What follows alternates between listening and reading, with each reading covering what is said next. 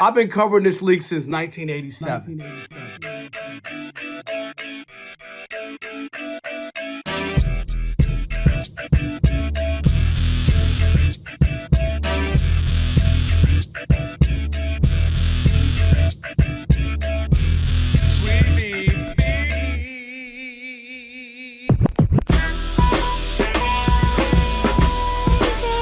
Can this sports writer and this sports fan share a radio show without driving each other crazy? Now, live from the Fox Sports Radio studios, here's Fox Sports Radio's Odd Couple, Rob Parker and Kelvin Washington. Password.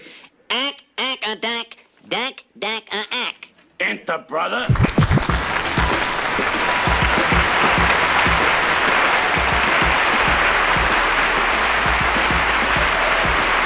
Yo, what's up? With that password, you now have full access to this very fine radio program for the next 3 hours. Not 2, not 3, not 4. Thank you, LeBron. Not 5. Did you get to 10? Oh, we'll talk about that later. No matter how you listen in, Fox Sports Radio, foxsportsradio.com, the iHeartRadio app, and SiriusXM Channel 83. Wow. And now, live We'll do it live on YouTube. Do it live. I'll write it and we'll do it live. Do it. That's right. Say my name, Rob Parker. Say his name, Kelvin Washington. And we are indeed the Odd Couple on this Trash Talking Tuesday. Woo-hoo!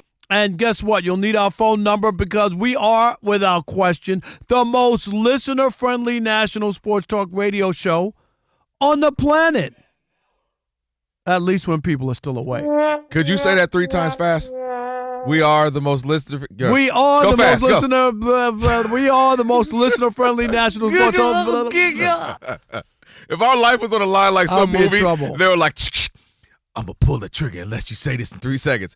Just go ahead and put us in heaven. It's a wrap. Yep. It's say funny. it quickly. There's an episode on The Odd Couple where Oscar is keeps betting this guy. He said, I bet you can't even type your last name. Yep. And like, in 3 seconds. Yep. And he types it, here you go. And he said, Matta Socks. His name was Madison. Matta Socks. He goes, do it again. All right, one more time. Matasoy. Yep. And he got it wrong. Like his life depended that would be on you.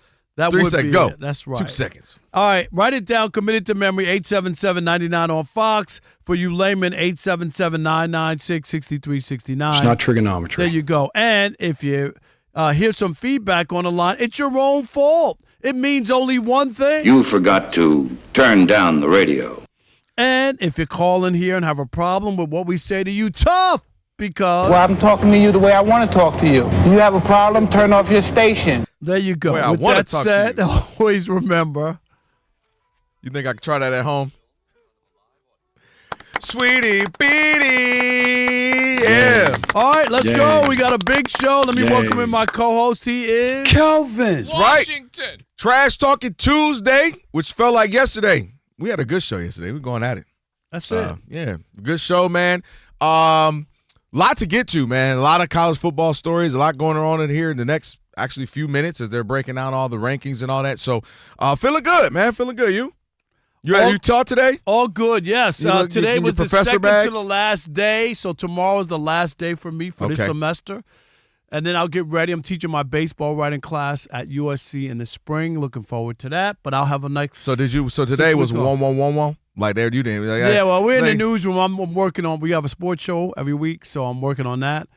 We got our last show tomorrow. Okay. And then it's a wrap. So Rob G. Good. And Rob G and Alex.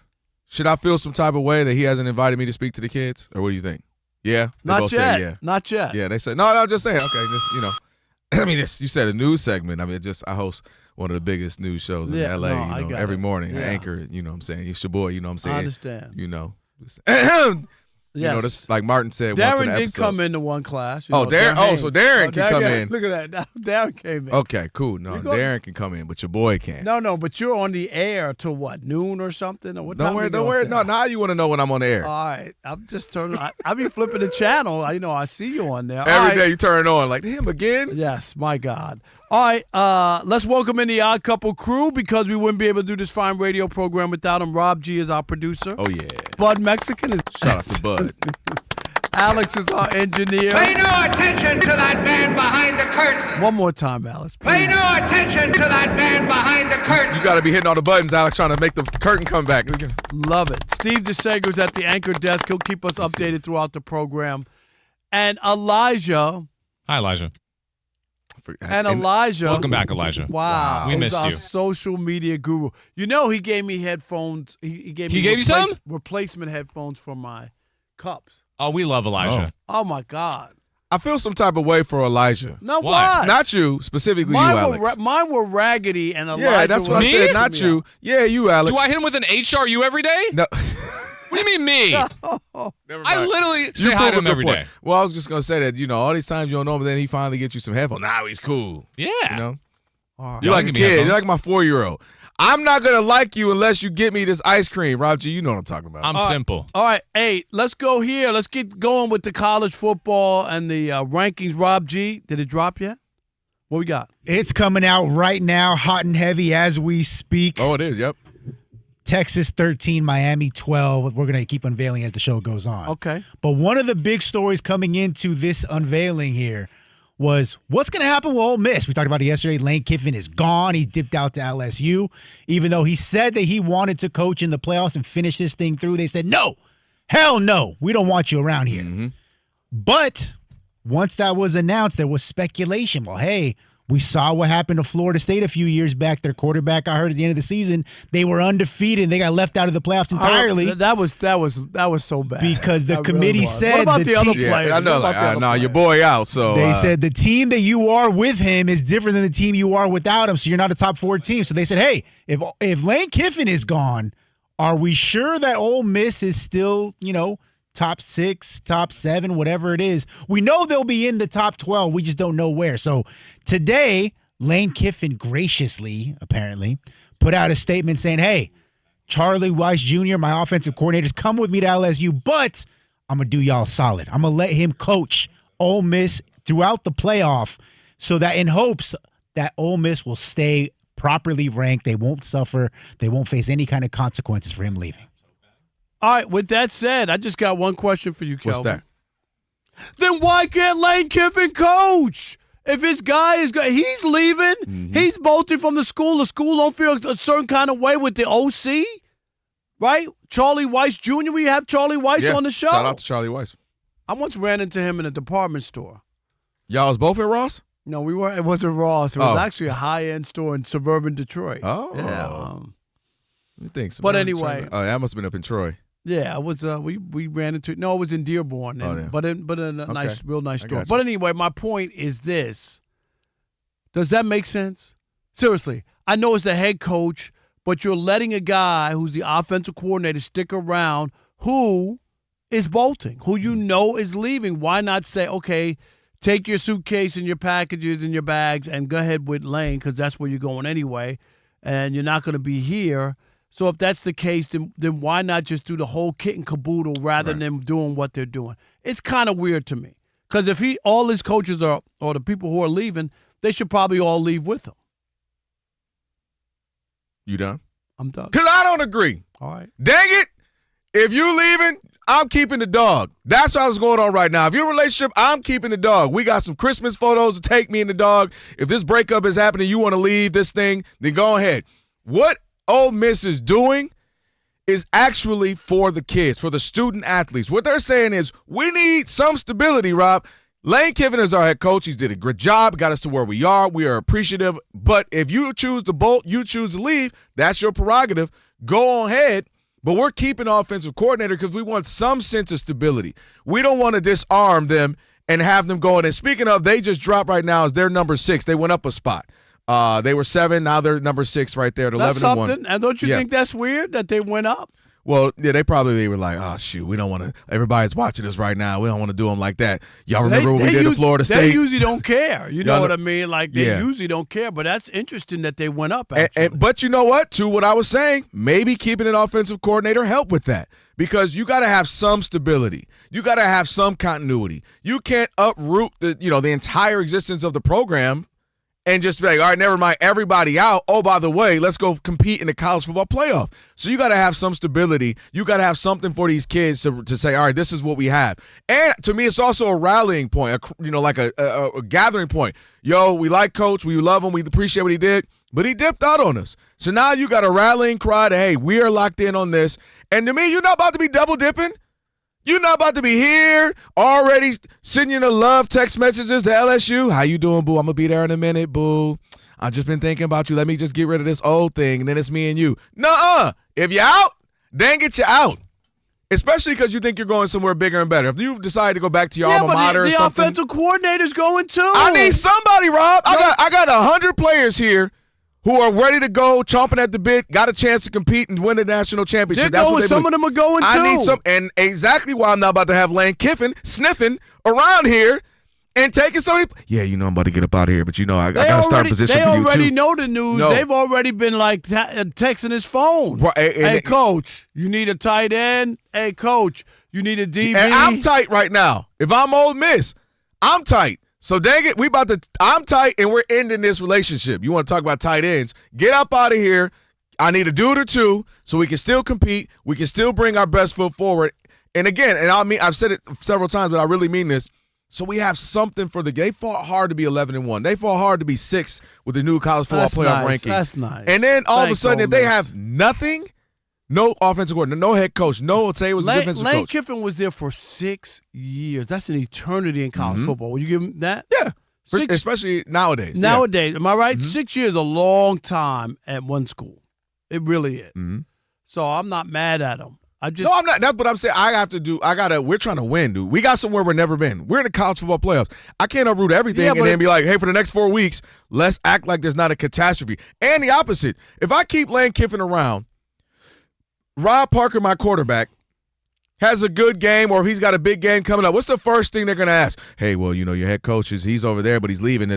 Hey, coach, you're leaving, but if he's still there. Hey, coach, you're leaving. Right, hey, coach, you're leaving. Like everything about I'm trying to be as distraction-free as possible. It's going to be a challenge now that you kind of created this. If I'm the offensive coordinator, I come up with a crappy game plan, and I tell them, we won't be running this at LSU. I just want you to know.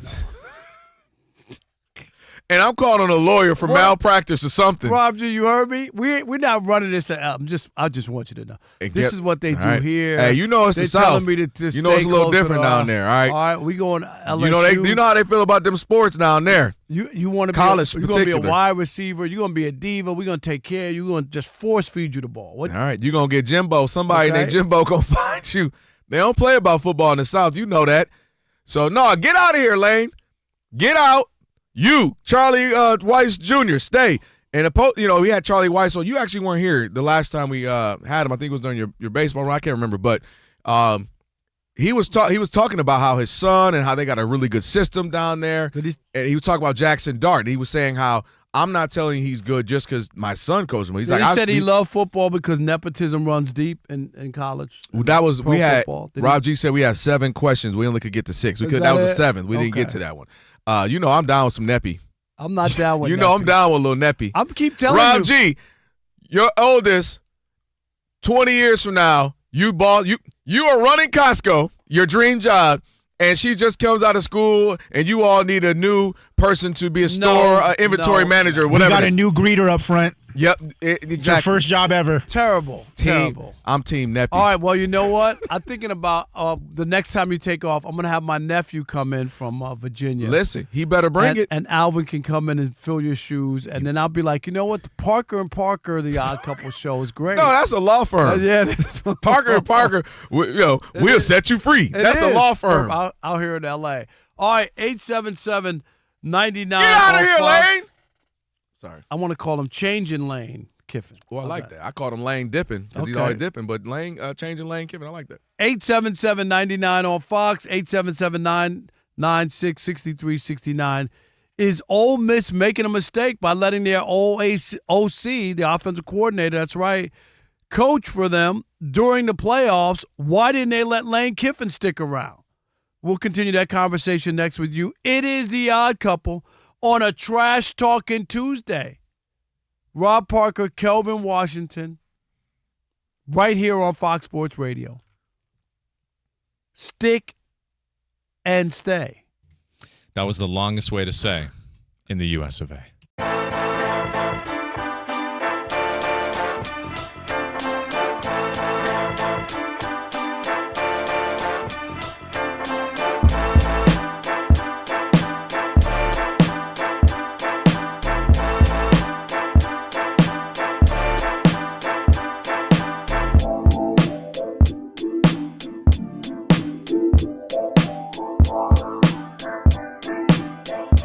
The fact that we came into the Bears saying, Ben Johnson, Caleb Williams, how is this marriage going to work? How is Caleb Williams going to improve? And what it ended up being is that Ben Johnson reminded us that what Ben Johnson did, despite all the sexy and cute plays in Detroit, Ben Johnson at his core is a running style offensive coordinator. And I think we got reminded of that this season because they're number 2 in rushing right now. The Bears are averaging about $150 a game. And then you look at what their defense is doing right now. They're first in takeaways. So this team has been built between defense, running the ball, which we all get. Ben Johnson will draw up some crazy plays, but that's the core of who he is. And then you look at Caleb Williams, who's been struggling right now. He had 50% against the Eagles. They ran the ball almost 300 yards, and he is averaging his completion percentage is around 57% right now. And he's at QBR is 18. So they actually been winning despite what we all came in wondering how the pairing between Caleb Williams and Ben Johnson it would be. It hasn't been great. Ben Johnson has said we've won in spite of the passing game. I ain't the coach. That's what he said. And so that's, to me, why it's been remarkable. And to their credit, their ceiling can be high if Caleb Williams starts to get it going. That would be impressive because the defense has been spectacular. Turnovers, getting takeaways. What's their record? And the running game. What's their record? 9-3. Okay. It's just silly. Like you could go and handpick whatever you want. If you watch, if you watch the game, watch the game. Are you watching them? It's about making plays. Did you watch the game? The touchdown he threw to seal the game in Philadelphia? That wasn't a running.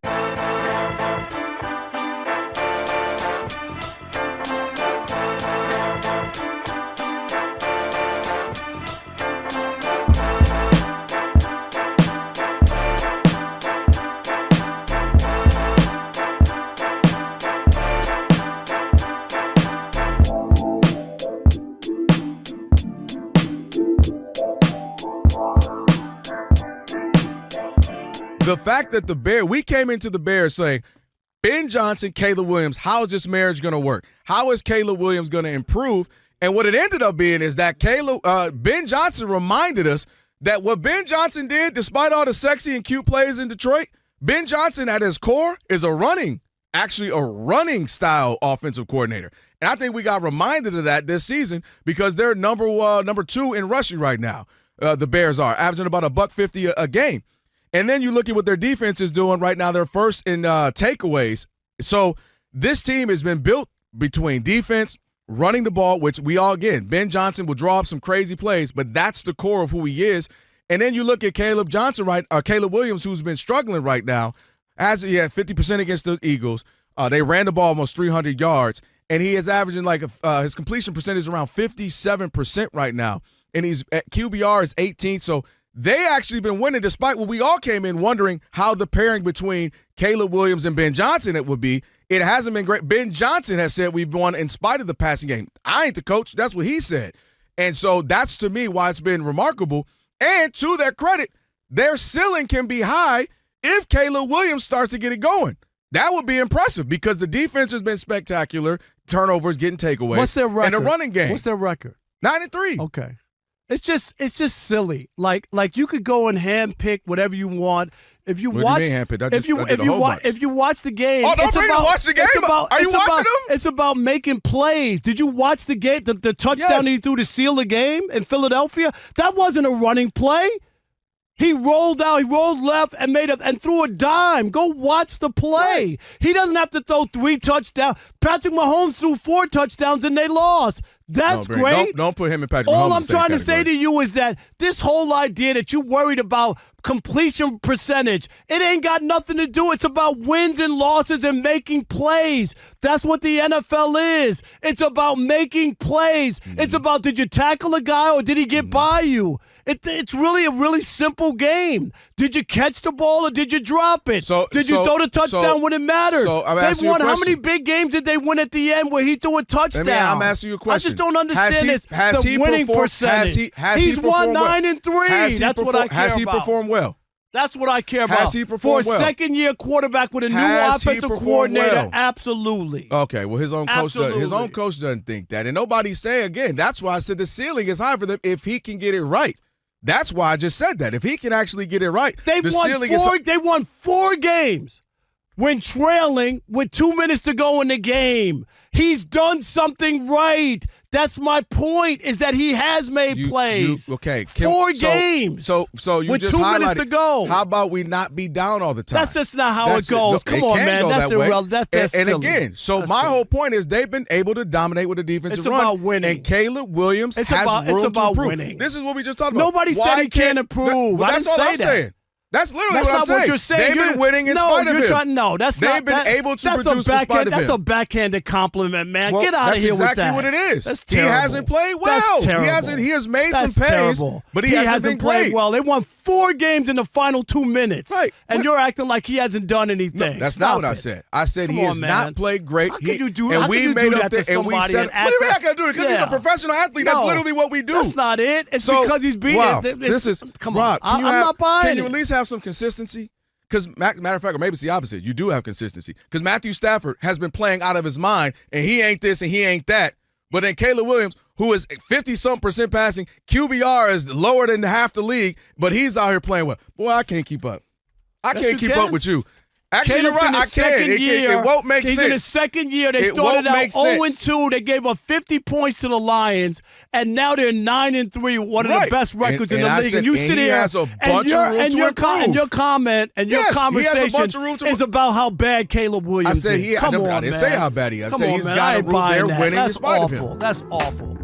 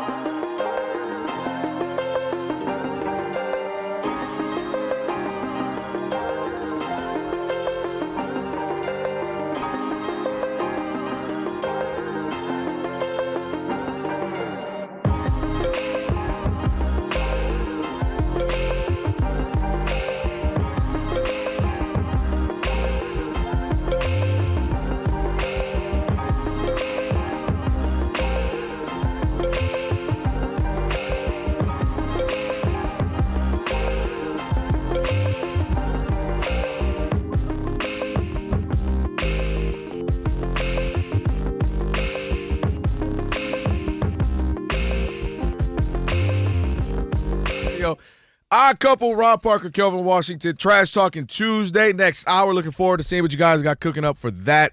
Ephraim, Salaam in about 6 minutes or so. 6 minutes. 6 minutes. 6 minutes, Dougie Fresh, you're on. On. Well, what a song. What an amazing song. That's a great song. All right.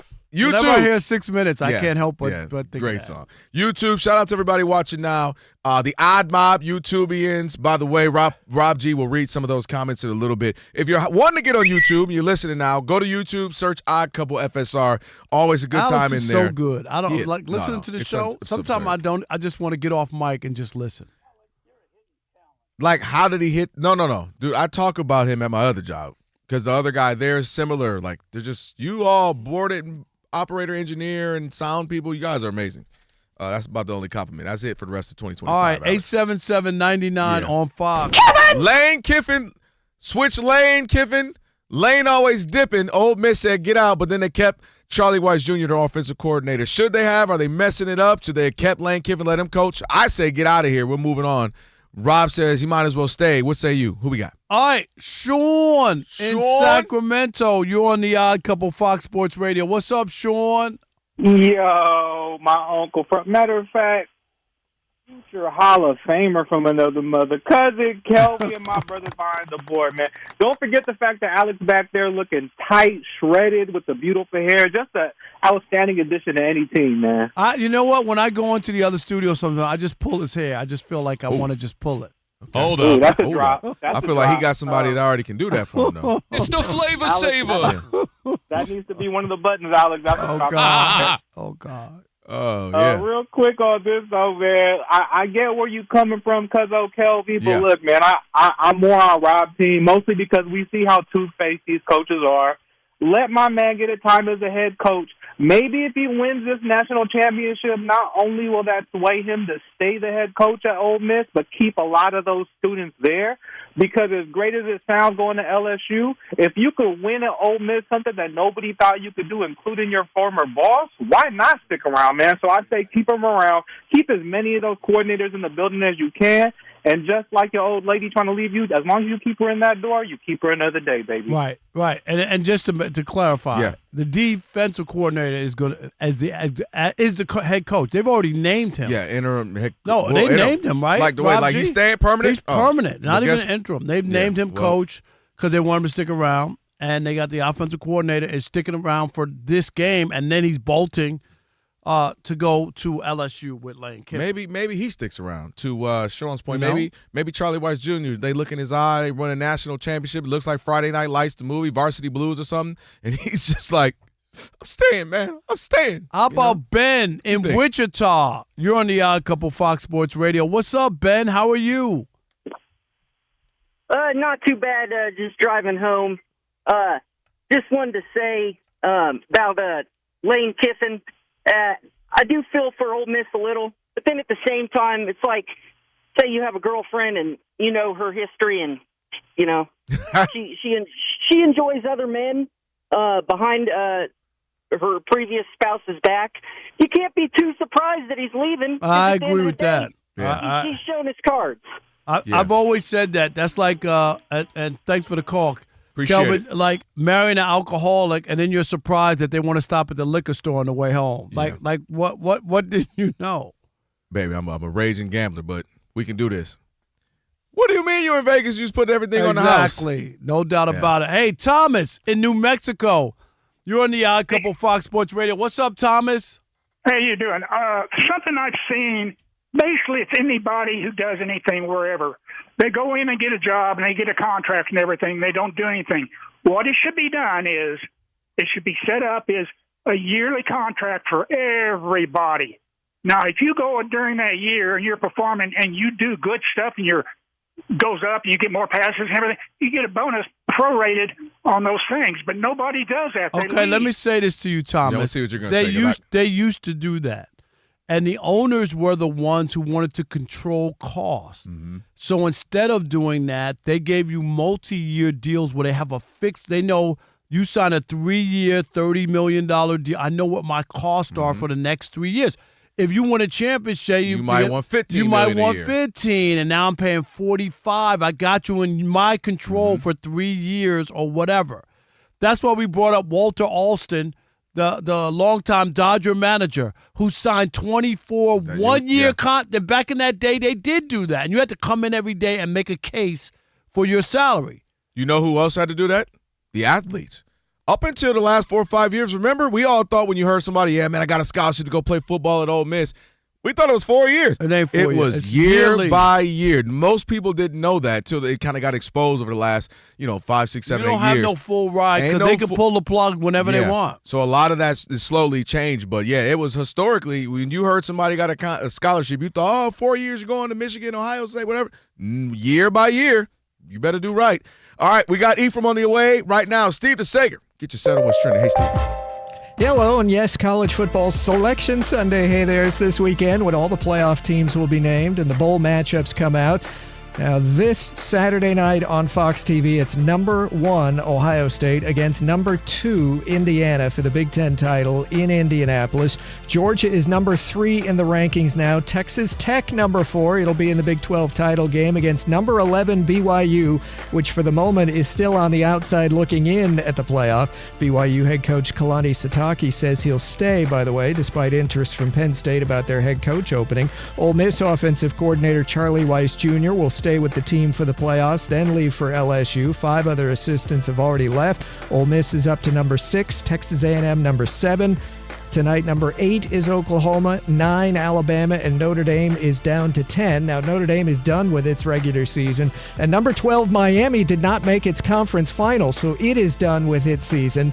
We'll see where Miami goes for the postseason, but there's a chance that 2 teams from the small leagues get bids in the 12-team playoffs. We know that number 20, Tulane, is facing number 24, North Texas, in a conference final. One of those teams going to be in. James Madison's number 25 in the country before its coach leaves for UCLA. It is in the Sun Belt Conference final.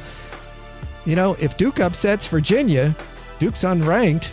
That Saturday's ACC champion could be Duke. Well, then, yeah, I guess 2 smaller conference teams would get in instead, and nobody from the ACC.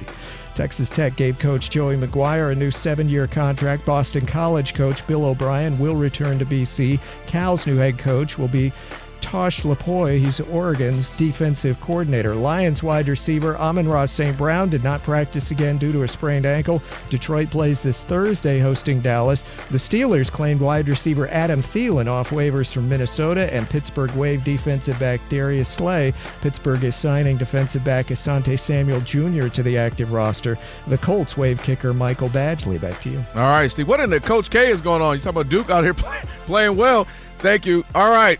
It is the Odd Couple, Rob and Kelvin, on a Trash Talking Tuesday. We'll do that next hour. Right now, joined by Ephraim Salaam, former NFL offensive lineman, Fox Sports Radio. Ephraim Salaam on X. What up, E? What's up, brothers? How y'all doing? Doing good, man. Happy post-Thanksgiving. Hope it was good for you and the fam. Happy post-Thanksgiving to you, too. Yeah, man. You know, I ain't talked to you then, so, you know, I'm just saying it. You wanna go Lane Kiffin real quick, and then before we get to the NFL, just your thought on that. Just Lane Kiffin dipping. I call it changing Lane Kiffin. It's just it is what it is. Yeah, it is, but I just don't like it optically in terms of for the kids. They're in the college football playoffs. What they strive for, it's their goal. He can't even be a part of it. It's not so much about him; it's about the kids, right? The kids that bought into his system, that believed in him, that followed him up until this point, and now, they're listening to another voice moving forward. I don't like that aspect of it. I don't like the way college football can come and get a coach before he's done with what he's actually been hired and paid to do. Here's an opportunity for them to win the national championship. What if they, for whatever reason, go on to win the national championship, right? And he's at home or in LSU looking like boo-boo the fool. Yeah, and that's what I was saying yesterday was, complete the task. And if you were to win a natty, whatever, there's going to be a great job. Something else will be open. I just felt like you've built the program your hope LSU is going to be right now because you guys are playing very well at Ole Miss. Just finish the job. That was the whole point, to try to get a chance to a natty. Job. You should have told LSU, look, I want to take the job, but I'm going to wait till after we do what we're doing. Mm-hmm. Give me a month.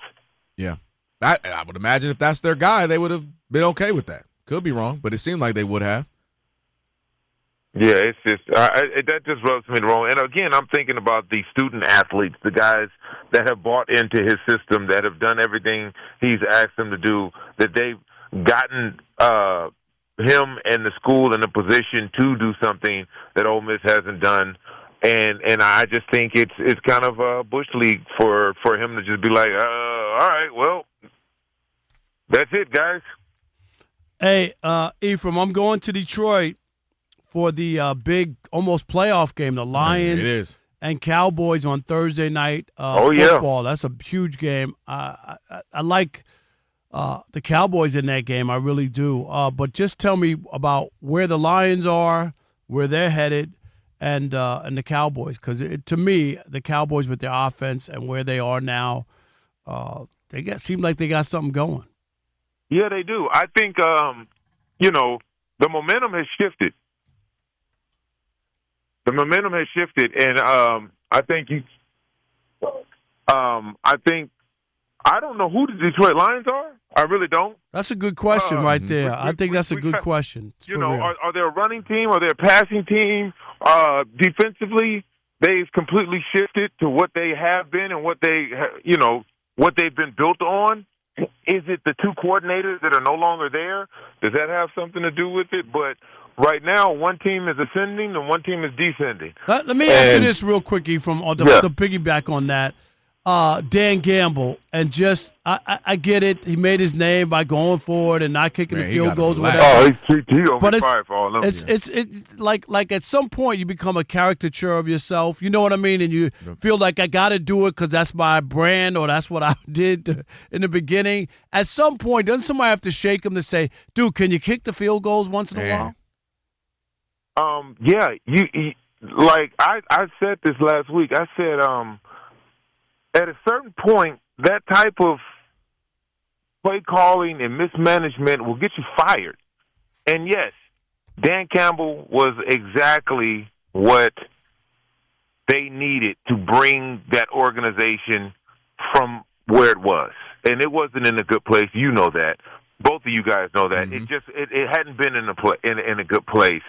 And, it took a biting the kneecaps guy. It took we're going to punch him in the mouth and get up and punch him in the mouth again. It took we're going to break a few rules to propel us forward. But when they missed out on going to the Super Bowl because he decided 2 years ago that he didn't want to take the points and they lose that game to San Francisco by 3 points, and then the next year come and double down on that same behavior, and now this year we're seeing them not getting the outcomes that they normally would when they make decisions like that. At a certain point, no matter if you can't get past a certain point, then maybe it's time for a new voice.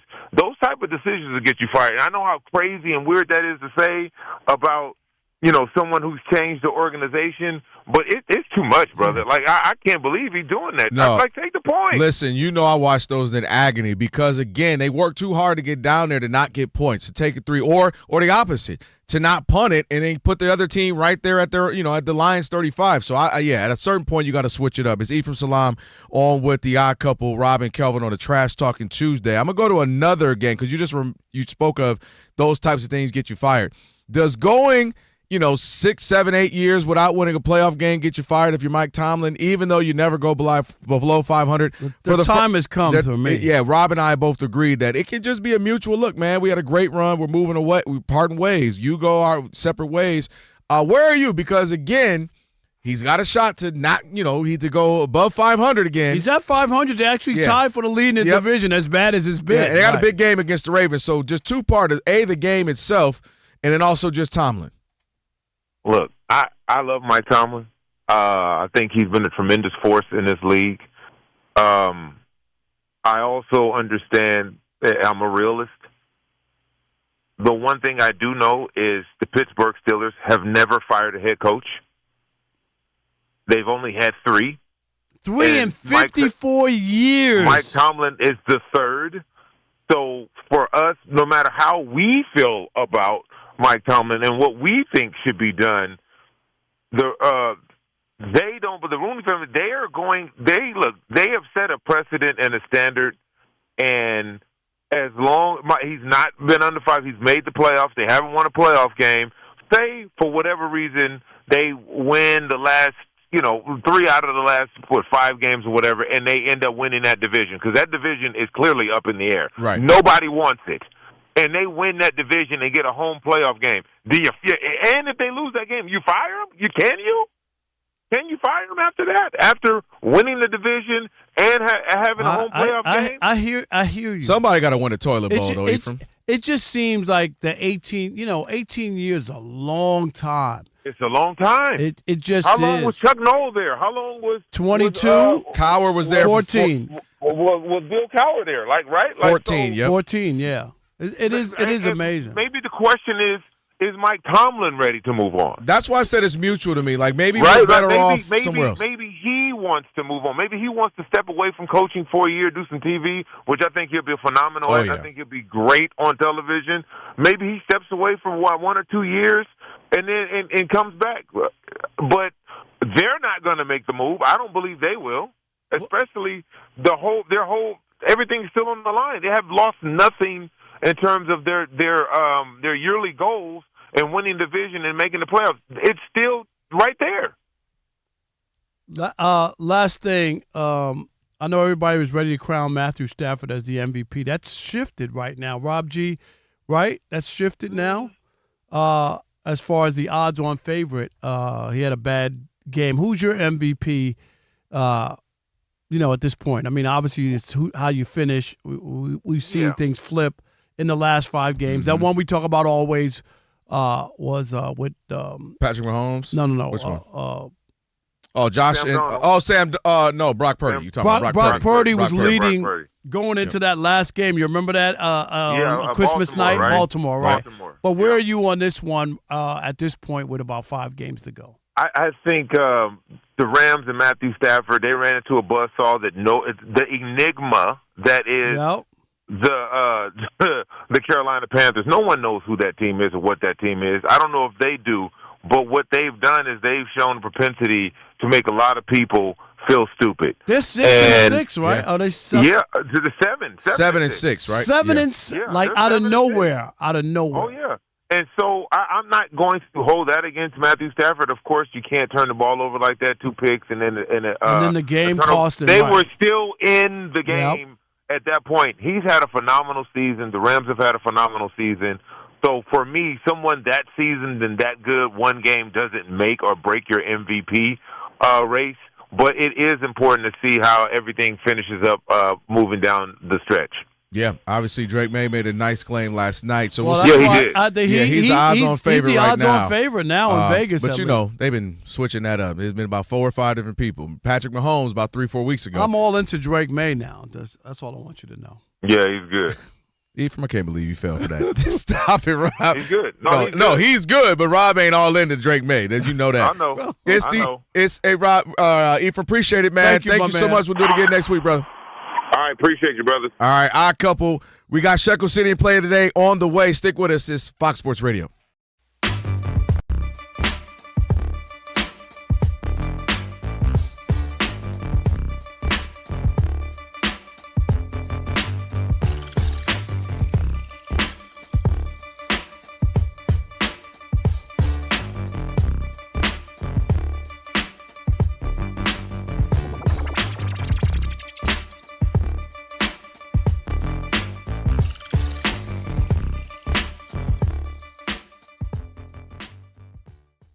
Obviously, there was the Mike Tomlin booing, and people want to, fire Mike Tomlin, and we do have the sound on that. Let's take a listen.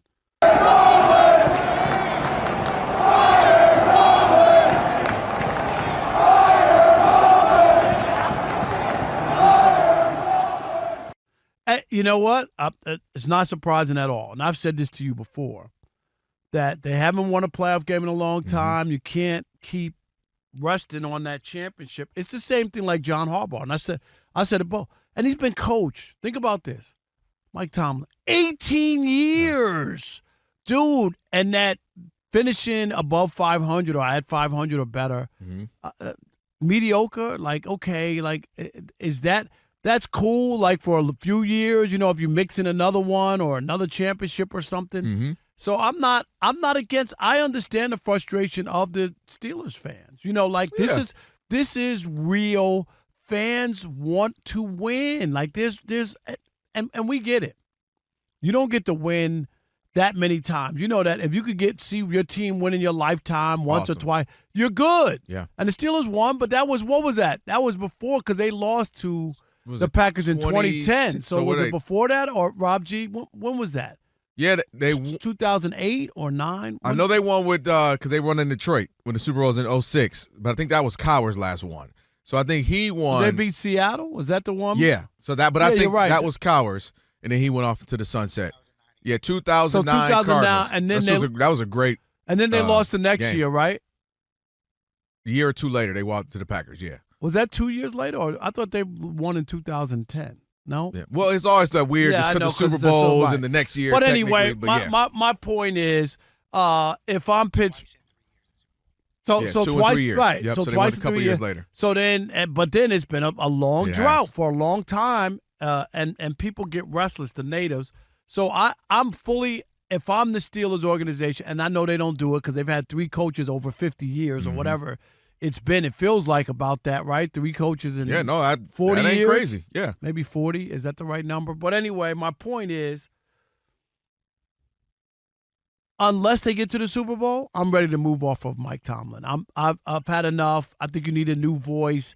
They could even get a playoffs, win a playoff game, and I still would be ready to move off. That's where I am, and that sounds hard because you go, well, you took the next step. I just think that it's played out. It's old. There'll be other teams that would take him overnight. Oh yeah, listen, he get a job overnight. Your brother ain't gonna be unemployed long. Sometimes you just need to move off, and we saw that with Tony Dungy. I brought that up before. Now he wasn't there that long, but he couldn't get over the hump. Tampa Bay. Yeah. And John Gruden showed up. Now, John Gruden, other than that year, he wasn't a coach. Man, but he owed Tony Dungy a check. You remember that, Rob G. showed up. And then, of course, to play his former team, that helped, right? He knew what was going on. And that defense, man, that's one of my favorite teams all time. They scored more points than the offense, dude. They were getting interceptions and running them all back. Dude, Derek Brooks, Warren Sapp, that Booger team McFarland, Rondé Barber. That team was amazing. Was it Simeon Rice? No, that team was that. That was insane. It was like Miami 01 and Miami. Certain of the Miami teams were like, okay, everybody in the entire defense is going to the NFL. Keyshawn was on that team. Yeah, Keyshawn. I covered Brad that. Johnson. That was the number one offense against the number one defense. And what do they say? Defense wins championship. And Rich Gannon was like, yes. what the heck is this? A couple of things. Number one, the Steelers always tell us that the standard is the standard. And dang it, what is the standard now? Upper tier, mid? Because that's what they become, Rob. When it was 16 games, they'd be, 9 or they'd be 9-7. 8, now it'd be what, 10-7 or 9-8. That's like what they have been the last decade or so. They've been having such bad offensive. They've been struggling offensively. And I can see why the fans will be like, enough is enough. We've given grace. We've given time. We said, okay, this quarterback is young. Okay, this one, we've gotten Aaron Rodgers. Like, we've done a multitude of things. This just ain't it. And so they decided to move from Mike Tomlin. 18 years in the 2020s and 2010s is a remarkable gig. That doesn't happen in sports. That doesn't happen in the world anymore. Gone are the days of your father working for IBM or the GM plant in Detroit for 30, 40 years, 50 years. This is a different era. This is the what have you done for me lately era. And if you haven't done something in 3-4 years, usually you're out the door. So Mike Tomlin has been elicited some grace that other coaches don't often get. So I look at this. You mentioned the fans are staying.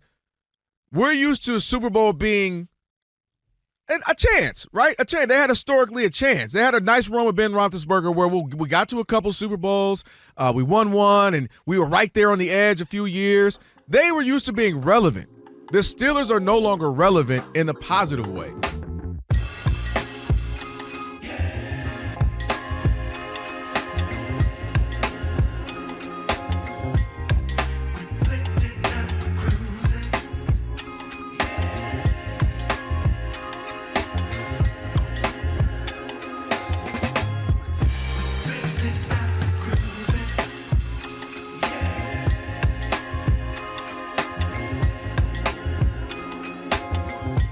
Sports Radio, Odd Couple, Rob Parker, Kelvin Washington on a Trash Talking Tuesday. Big shout out to Ephraim Salaam, who joined us moments ago. You can always check out the podcast. Go do that. And Rob G's working on it so you can have that, so you can listen to it if you had missed that. So appreciate him. Ephraim Salaam on X. Give him a follow. All right, it is now time for Shekel City. Welcome to Shekel City, the home base for Rob Parker's daily picks against the spread. How you doing? All right. Did I do that? Did I do that? Did I do that? I did do that. What'd you do? 2-1 last night. Nice. 90 and 79. Look at that. A little space. Wow. God, you done made some money. You made some shekels now. What's that? No, just mind the gap. Oh, yeah. Mind the gap. Yes. Over there in London when you go there. Mind the gap. Okay. I've not been to London yet. You're not? Only on my way to, like, Italy or something. But for whatever reason, like the New York City subways are close together. In London, they're not. Mm-hmm. So you could actually step in between the platform and so you hear mind the gap. Yep. Mind the gap. I'll keep that in mind when I get out there. Yes, you need to go to London. People love it or hate it. There's no in between. For most people I know. Bad food, great place. All right, here we go. Best bet. I'm taking the New York Knickerbockers -1.5. They're in Boston taking on the Celtics. I got Memphis +5.5 in San Antonio taking on the Spurs. Okay. And man, No Zion Williamson with the Pelicans. They're already 3-18 to start. Bad start. Injuries.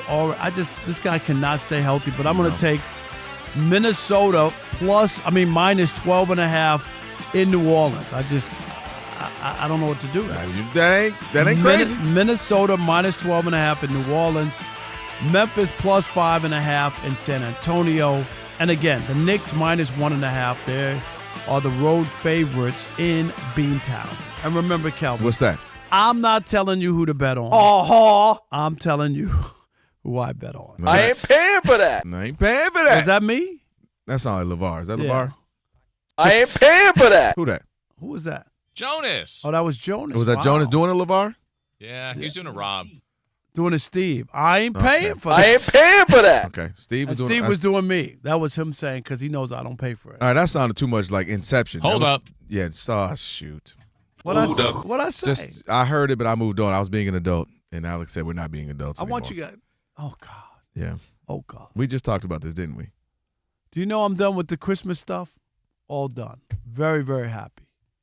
What do you mean, like getting Christmas gifts? Yeah, all done. You've already taken care of it? They've all been shipped, everything. Oh, I'm done. yeah, you're not playing around. I don't play around. All December right. 2nd. Well, tire rack play, that might be the tire rack play of the day that you done already took care of that. You ain't playing around. The punt left to right toward Marcus Jones. He's under between the hash marks at the 6. He runs it left to the 15, to the 20, accelerates 30, 35, 40, beating Gillen off the hit along the near side 40, to the 30.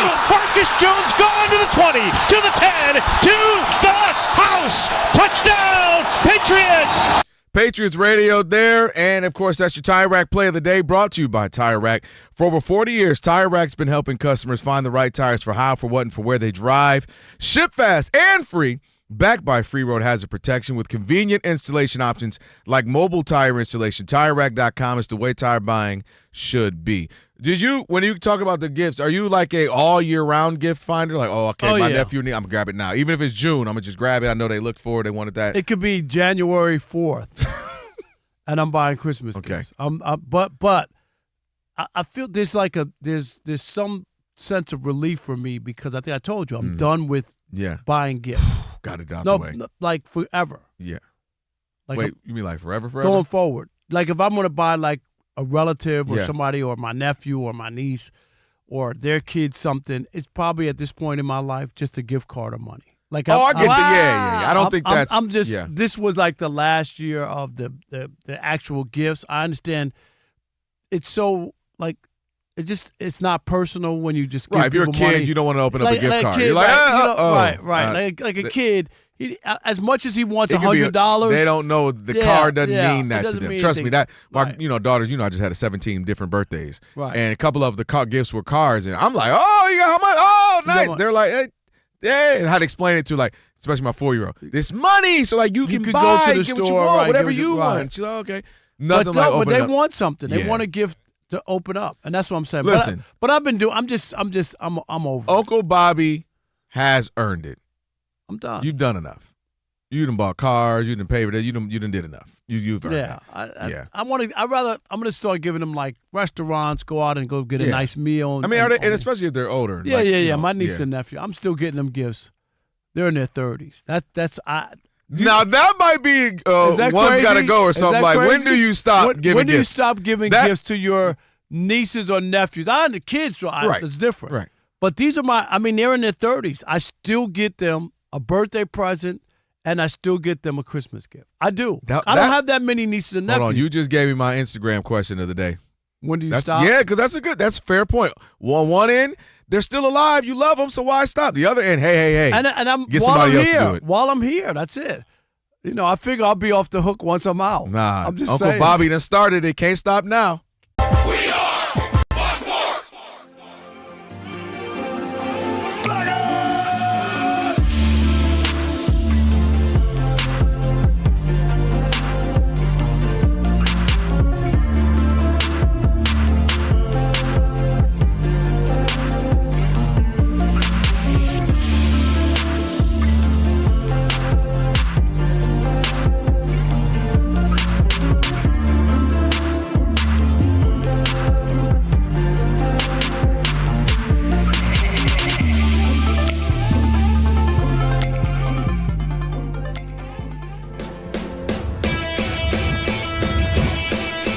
Wake up, it's two pros and a cup of Joe, Fox Sports Radio. You ready? Yes. I'm Colin Cowherd. This is The Herd. You are listening to The Dan Patrick Show. It's the odd couple. You know what time it is. Let's get it. Fox Sports Radio. Bigger, bolder, and better than anyone in the game.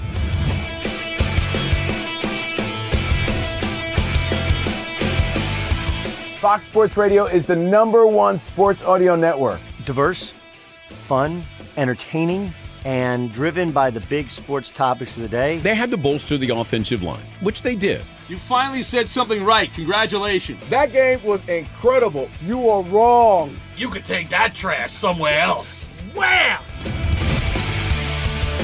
We have a very special connection with our audience, our listeners. People feel that friendship. And I appreciate y'all so. I love it. It's all for you. Thank you. I'm your favorite fan.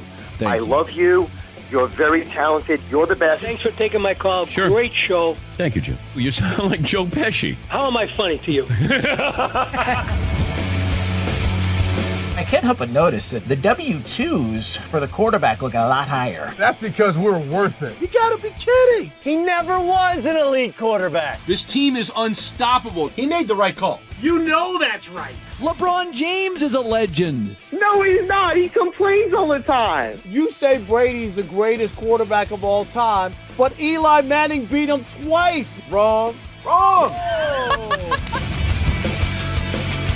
For 25 years, Fox Sports Radio has dominated the sports audio landscape. With the biggest talent and the best programming available. We talk sports and we have fun doing it. We talk about life. Sports radio is where you go after the games are over, and then the discussion begins. If the Chiefs win.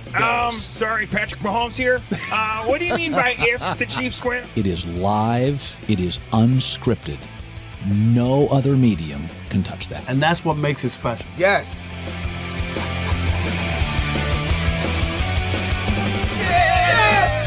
Who wants some? Bigger, Bolder. better. We are Fox Sports Radio. Yeah.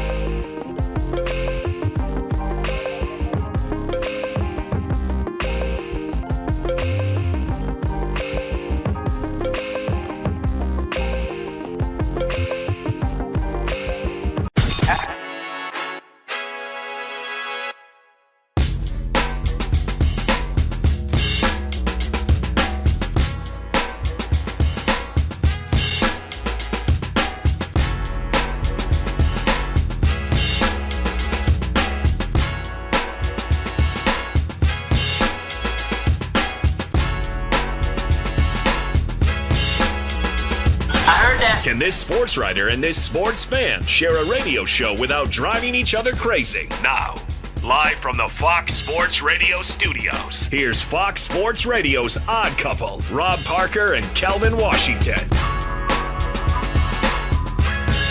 It is the Odd Couple. Hour number 2 on a Trash Talking Tuesday. And don't forget, a little later on, about 40 minutes or so, your chance to trash anyone anything in the world of sports. And we will not N-O-T interrupt you. Rob Parker, Kelvin Washington, here on Fox Sports Radio. You all right over there, man? Yeah, I'm good. I'm trying to wolf down It smells good, though. I ain't gonna, what is that, barbecue? Somebody grilled a burger for you? Just a burger, yeah. Yeah, that smells like that's a mama burger. That's that Eddie Murphy mama. That I bought from home. Can you believe that? Yeah, that's a home burger. Really good. Oh, my God. I saw that pickles you put on there. Yeah. I'm proud of you. You said, screw you, $6 meal at McDonald's. That's right. I'm going to make my own burger. Make my own burgers. Remind me of my mom when we used to drive when I was a kid or whatever in the car, and I'd be like, Ma, let's go to McDonald's. My hamburger tastes better than McDonald's hamburger. I can make that at home. Here we go. And you ain't know what to say. I don't want to be diss like, Mom. But Ma, you can't make those fries like that. You can't. What you mean? Give me some potatoes, boy. The way I keep the skin on them, I don't want the skin on the potatoes. You know how parents are. All right. Yeah. Trust me, I know now. That's right. You know, because you be like, girl, my chicken better. Yeah. They be like, hey, what did we say? Yeah, we want nuggets. By the way, the 2020 kids are brutal. They don't have that decorum we used to have. These 2020 kids is different. I come back from a haircut. Y'all done gave everything to them. Shut up. I'm just, you know that. Rob G, you guilty too? Look at him shaking his head. He's guilty. You know that. It's a whole different, you feel guilty as a parent not giving them what they want. For my life man, to say no. Please. My daughters be like, yeah, right. I'm like, y'all ain't having that. We ain't gonna have no ice cream tonight if you don't. Okay. Yeah, right. You ain't. They be like, right. My wife be in the background laughing. Right. I mean, in my mind, I'm standing on business. You know, you digging in that Breyer's crate for the ice cream for the kids. All right. Well, next time we not gonna do it. Next time. Well, next time, no Oreos are gonna go on that ice cream. That's the punishment. All right. They be like, watch, he's gonna put Chips Ahoy on it. I can see you. You're like, you know what? You guys ain't gonna wear gloves outside. All right, put those mittens on. All right, put them on. Yeah, that's your punishment. That's what it is. That's your punishment. Wear mittens instead of gloves. Y'all gonna walk. Okay, I'll drive you, but I ain't gonna listen to the radio while I drive you to the park. Yeah, man. No, I try to stand on business. It's hard, man. I know it is. All right, we should say check us out on YouTube, of course. Odd Couple FSR on YouTube again. Do it. Odd Couple FSR, and just search and subscribe. It's that simple. Don't forget. Trash Talking coming up and much more. All right, so do I have the wrong sheet here? I'm totally looking at the wrong sheet. It's okay. All right, here Drake we go. May, your Drake favorite. May, yes. Let's go there, Rob. But not only Vegas' favorite, your favorite. That's right. Drake May and his performance, obviously it came against the awful New York Football Giants. Rob Parker's second favorite white quarterback, Drake Maye, a.k.a. Drake Maye. Coolest nickname in sports. Second favorite. Yeah. Aaron Rodgers. Well, we know Aaron Rodgers. He's not black, though. So Drake Maye continued his assault on the AFC. 24-31, 282, 2 touchdowns, no picks. The Patriots are now first in the conference, 11-2, only team in the NFL with 11 wins.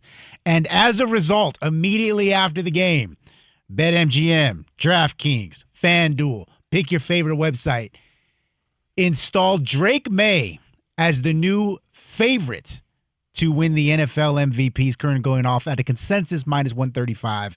He has surpassed Matthew Stafford. And just to give you some context on what Drake Maye's doing real quick, last night marked Drake Maye's 6th game this season, which he completed 75% of his passes, had 2 touchdown passes. That ties Matt Ryan in 2016 for the 3rd most in the season behind Tom Brady in 2007 and Jared Goff in 2024. The reason why that's notable is because both Tom Brady and Matt Ryan won the MVP in that season, something that Drake Maye's trying to do this season. Rob G, Kelvin, I'm sorry. I'm going to pump the brakes on the Drake Maye, and he's the greatest thing since sliced bread and all that, and they're ready to crown him and whatnot. Rob G, did they not lose to the Raiders, this team? They did. Sure, I think it was week 1, wasn't it? They sure did. Yeah. And can we go, Rob G, can you go over the schedule for me? I got it right here. You got it? Okay, because they've only beaten 2 teams, I believe, I don't want to misspeak, over 500. Like they've had an unbelievable run of a lot. And I get it. If they're on the schedule, you got to do your thing. You know, I'm not mad at them. But really, this is like the old days when Tom Brady had 6 wins before the season started in the old AFC lease, right? Yeah. Like that. That's what I was going to say that. That's what it feels like. Really. Yeah, it all depends on how you want to look at it. As far as are you counting the Panthers as a quality win when they beat them? No, I'm not. Because now they're 7-6. I get so it, that's but I'm saying so no. the Bills, they beat the Bills back in October, 23-20, which obviously that's a good win. That's a good one. And then they beat the Bucks back in November, and that was a good one, 28-23. And then as far as your standards to your likings, that would be it. Because you got a Jets, you got some Falcons, you got some Titans. Look at all these bad teams. You got some Bengals. You got and then obviously the Giants. And they're not you got walking the like Saints. an Egyptian. I'm just telling you. They got the Saints too. So yeah, the Aints. They got it's the Aints. awful. That schedule that Drake Maye has beat, it stinks. I'm sorry. I'm not going to crown the guy and the Patriots and Mike Vrabel is now the greatest football coach ever. Like, stop. All the madness. Context matters. Who are you beating? This is why. Go ahead. I want you to finish. Because this is why I want to fight you. Who are you beating? It does matter. I'm talking about when you try. Look, you got to beat people in front of you. Don't get me wrong. But if you're going to start telling people that they're MVP and this guy's the greatest coach and all that, that's where I'm going to push back. I'm not pushing back on their record. That's what the record is. Right. Just like Rob G. How many years ago was it when the Steelers were 11-0? Oh, and I raised my hand and I said that's the worst 11-0 team I ever saw. Mm-hmm. And then they got in the playoffs and got smacked around. That's all I'm saying. I actually get what you're saying because one of the things you could look at with the Patriots and I think this is why the Patriots, maybe to an extent the Broncos for some people, maybe the Bears. See, Broncos are different from me. That defense. They can win a Super Bowl with that defense. I agree. I'm dead serious. But I think there's a handful of teams that have really, even the Eagles, right, got a good record. People are like, I don't know, this is a weird team. Season where you're like, there's no Patriots of old where you're like, all right, it's the Patriots. No Peyton Mannings of old with the Colts where you're like, all right, that's who they are. There's no Kansas City Chiefs of 4 or 5 years ago where you're like, oh, that's the Chiefs. This is one of those weird years. It's like, all right, the Patriots are 9-3. Do you buy it? Because when you look at who they beat, by the way, even to add to your point, when you look at who they beat, they weren't destroying them. They got some games where it's like, all right, you beat the Saints, but you barely beat them. You beat the Titans, but you barely beat them. There's some teams on here where you're like, I would have expected a blowout against these bad teams. And I know you can't blow out everybody. But here's where I got smoked with you, sir. I actually understand your point. He's playing very well. He's only beating who's in front of him. What is he supposed to do? But then there's somebody else who has been doing that and beating some good teams, and his numbers are incredible. And that's Matthew Stafford. So my thing is, who's going to be the MVP if you got Matthew Stafford beating quality teams? That's a great record, 9-3. He had a dud this past Sunday. He knows that. Drake Maye, great record, great stats, but he's beating bad teams and a couple of good. Who you want, Rob? That's the thing I have. The question is because what do you want it to be? Again, a Matthew Stafford who's the veteran, who's been through, he's grizzled, he's beaten teams in a good conference. I mean, his division alone is maybe this is the year that it's not. Maybe it's the year that it ain't gonna be Jonathan Taylor. He hadn't done enough the last few weeks, so it ain't gonna be a running back. What happened to that Jonathan Taylor story everybody was talking about and all that? Give it to a running back. What happened to the Sam Darnold story? Where'd that go? I mean, he's still around. He ain't no MVP. It's between those two. And what happened to Danny Dimes? That fell off the wagon hard. Am I right? Well, like none of those guys. So my point is, you just named on who you like. Who do you like? But he could win because Rob G just gave you the two scenarios of that Tom Brady won, and who was the other guy? Matt Ryan in Atlanta. So Matt Ryan, he got an outlier. He won one MVP, right? He did. Supposed to be a Super Bowl too. 28-3. Yeah, boy, he go to bad. Don't you ever say 28-3 to him, dude? That's you can't live that down. Yeah. I'm sorry. It's how many people for your reservation? 28. Can we have 28 people at 3 p.m.? No, you can get 28-3. Don't ever bring dude, it. That is as bad as it gets. That's brutal. What's worse, that one or the Seattle one? But all I'm saying is, Seattle. You got the 1 yard line. You got the. It's not like Beast Mode didn't have over 100 yards in that game.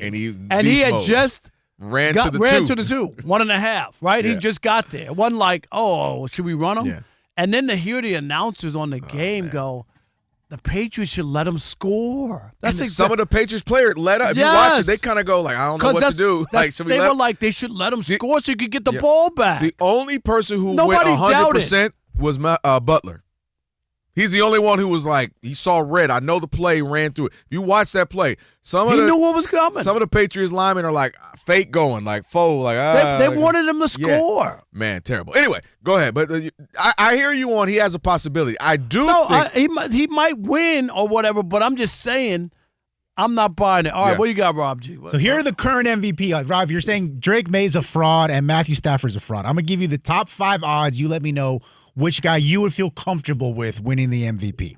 Because it's not the numbers from Stafford and it's not the storyline with Drake Maye. Sam Darnold. We know that ain't it for him. Keep going. Caleb Williams.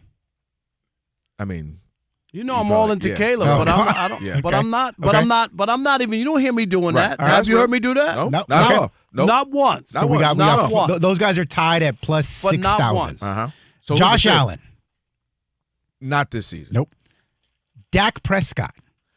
You know what? There's your dark horse. There's your dark horse. And especially Rob G and Kelvin. Go to Detroit, light them up, and now they got a couple things going. They win. Oh, don't wait a let minute. the Eagles lose, and you're kind of like, now you're in this thing. Right? They traded Micah Parsons. They started 1-4. What was the record, right? 1-4. Well, 3. no, it was like 1-3-1. Remember they had that tie or whatever it was. Something like that. Something like that. And they get to the playoffs or almost win it. And he puts up these numbers. He could do it. You know what? He could be that guy. I'm telling you. Especially if Stafford has another bump stinker, which I'm sure will happen at some point. The reason is still Matthew Stafford for me. I don't see him having enough stinkers. Not that he's definitely capable of one more for sure. That's just the game. But his stats are so great. He's in an incredibly tough division. I mean, you talk about the 49ers. Stafford have a bad 2-game stretch. The 49ers can mess around and steal the division. I mean, the Seahawks are right there. So he's in a very tough division.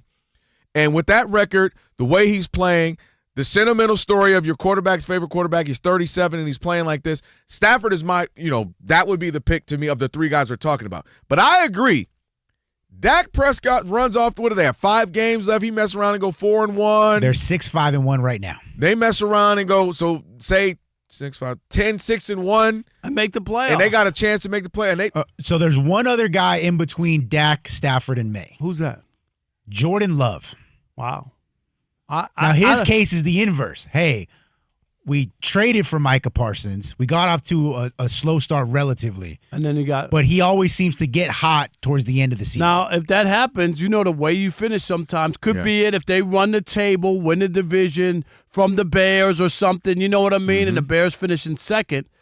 That's a pot. Don't they play this weekend, don't they? Yeah, they do. That's a handful of good games in divisional games that matter. Was that Chris Collinsworth on the Thanksgiving game? He was he kept mentioning that. Like, why is anybody talking about Jordan Love? And, a lot of people talking about this, but Jordan, he's having one of those seasons. And I think it's partly because they had a 3 to 4 game stretch where even a couple wins, you're like, that.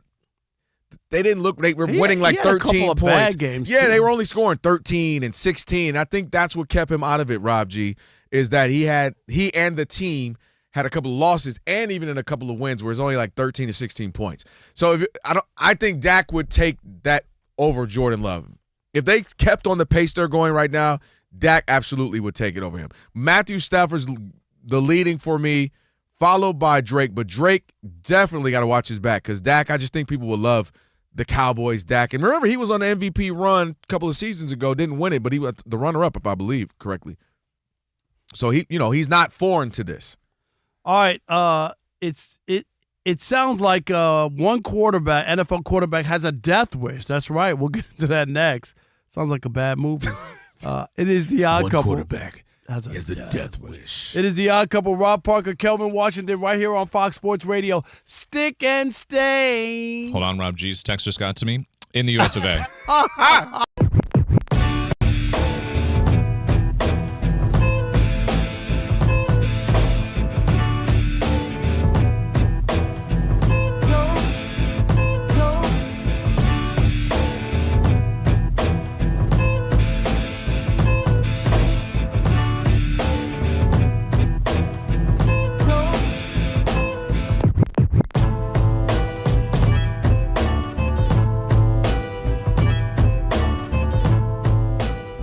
is, like you mentioned, he's leaving Ole Miss on the eve of the college football playoff, which the Running Rebels will be in. Mm-hmm. We don't know if they'll be in the top 5, top 10, but they'll be somewhere in the top 12. And even still, Lane Kiffin leaving Ole Miss to take the LSU head coaching job.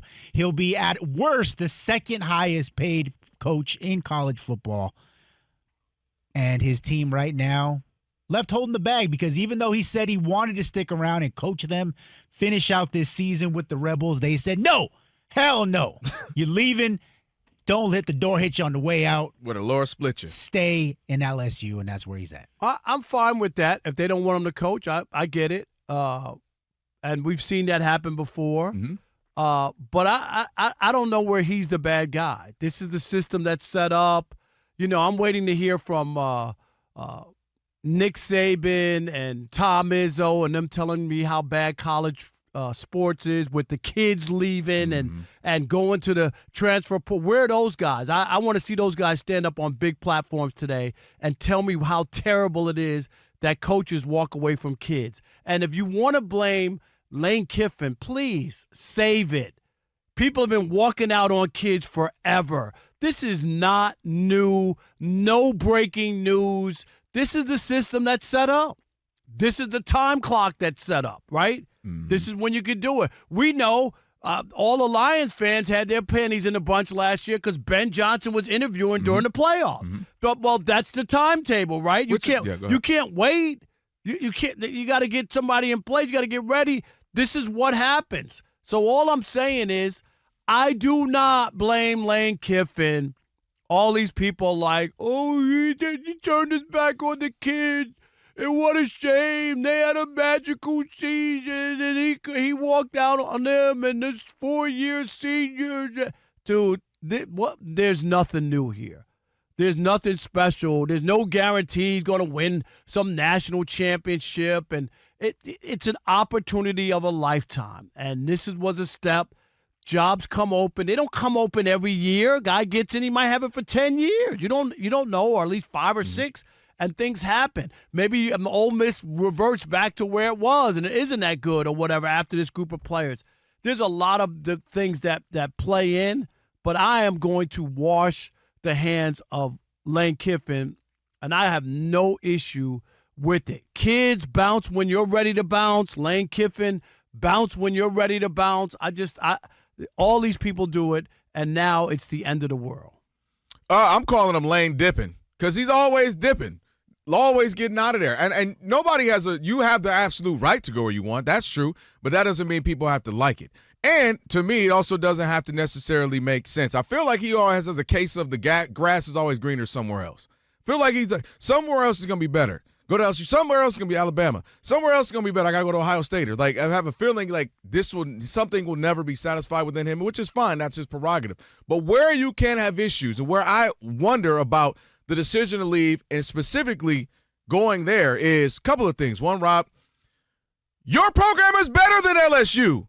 You literally have built a better You've done now what you hope to do at LSU, which is build a college football program. They're not. Build a program that's got a chance to compete. How many championships does Ole Miss have? I can't tell you about what they did in the past. Okay. I'm telling you about what I've done. If I'm Lane Kiffin, don't tell me. I don't want to hear about that. I'm telling you, I've been here, and we've been playing very well, to the tune now of the best record in school history and a chance at the college football playoff.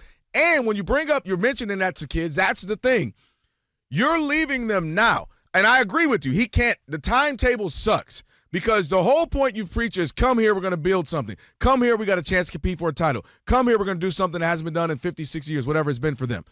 And you literally are living that now. You have a chance to compete. So you're leaving the coaches who are there with you. You're leaving the students. You're leaving everybody that's a part of this program that helped build it to the point of getting to where you want to get to. You're going to LSU to hope to compete for a title. You literally have a chance to now. So that part of it doesn't make sense to me. If they were a good team, 9-3 and competitive, and he just felt like, we're not, I can understand it. You're literally having an opportunity to compete for a championship. So that part of it I don't get.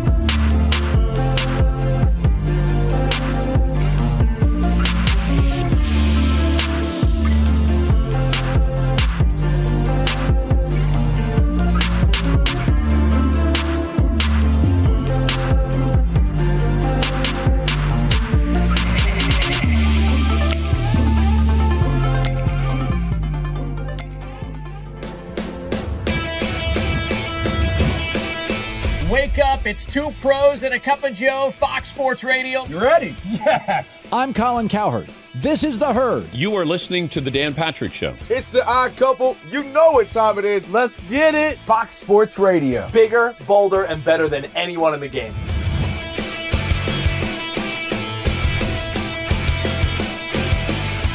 Fox Sports Radio is the #1 sports audio network. Diverse, fun, entertaining, and driven by the big sports topics of the day. They had to bolster the offensive line, which they did. You finally said something right. Congratulations. That game was incredible. You are wrong. You could take that trash somewhere else. Wham! We have a very special connection with our audience, our listeners. People feel that friendship. And I appreciate y'all so. I love it. It's all for you. Thank you. I'm your favorite fan. Thank you. Love you.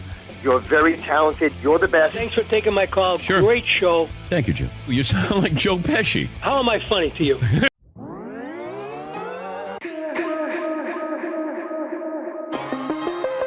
From Trash Talking Tuesday, so that'll be good. Also, we got Devin Gardner, former University of Michigan quarterback, Fox College football analyst, going to join us here in about 5-6 minutes. We'll talk some college football playoffs with him and just some of the things we've seen over the college football landscape. Looking forward to that as well. For over 40 years, Tire Rack's been helping customers find the right tires for how, for what, and for where they drive. Ship fast and free.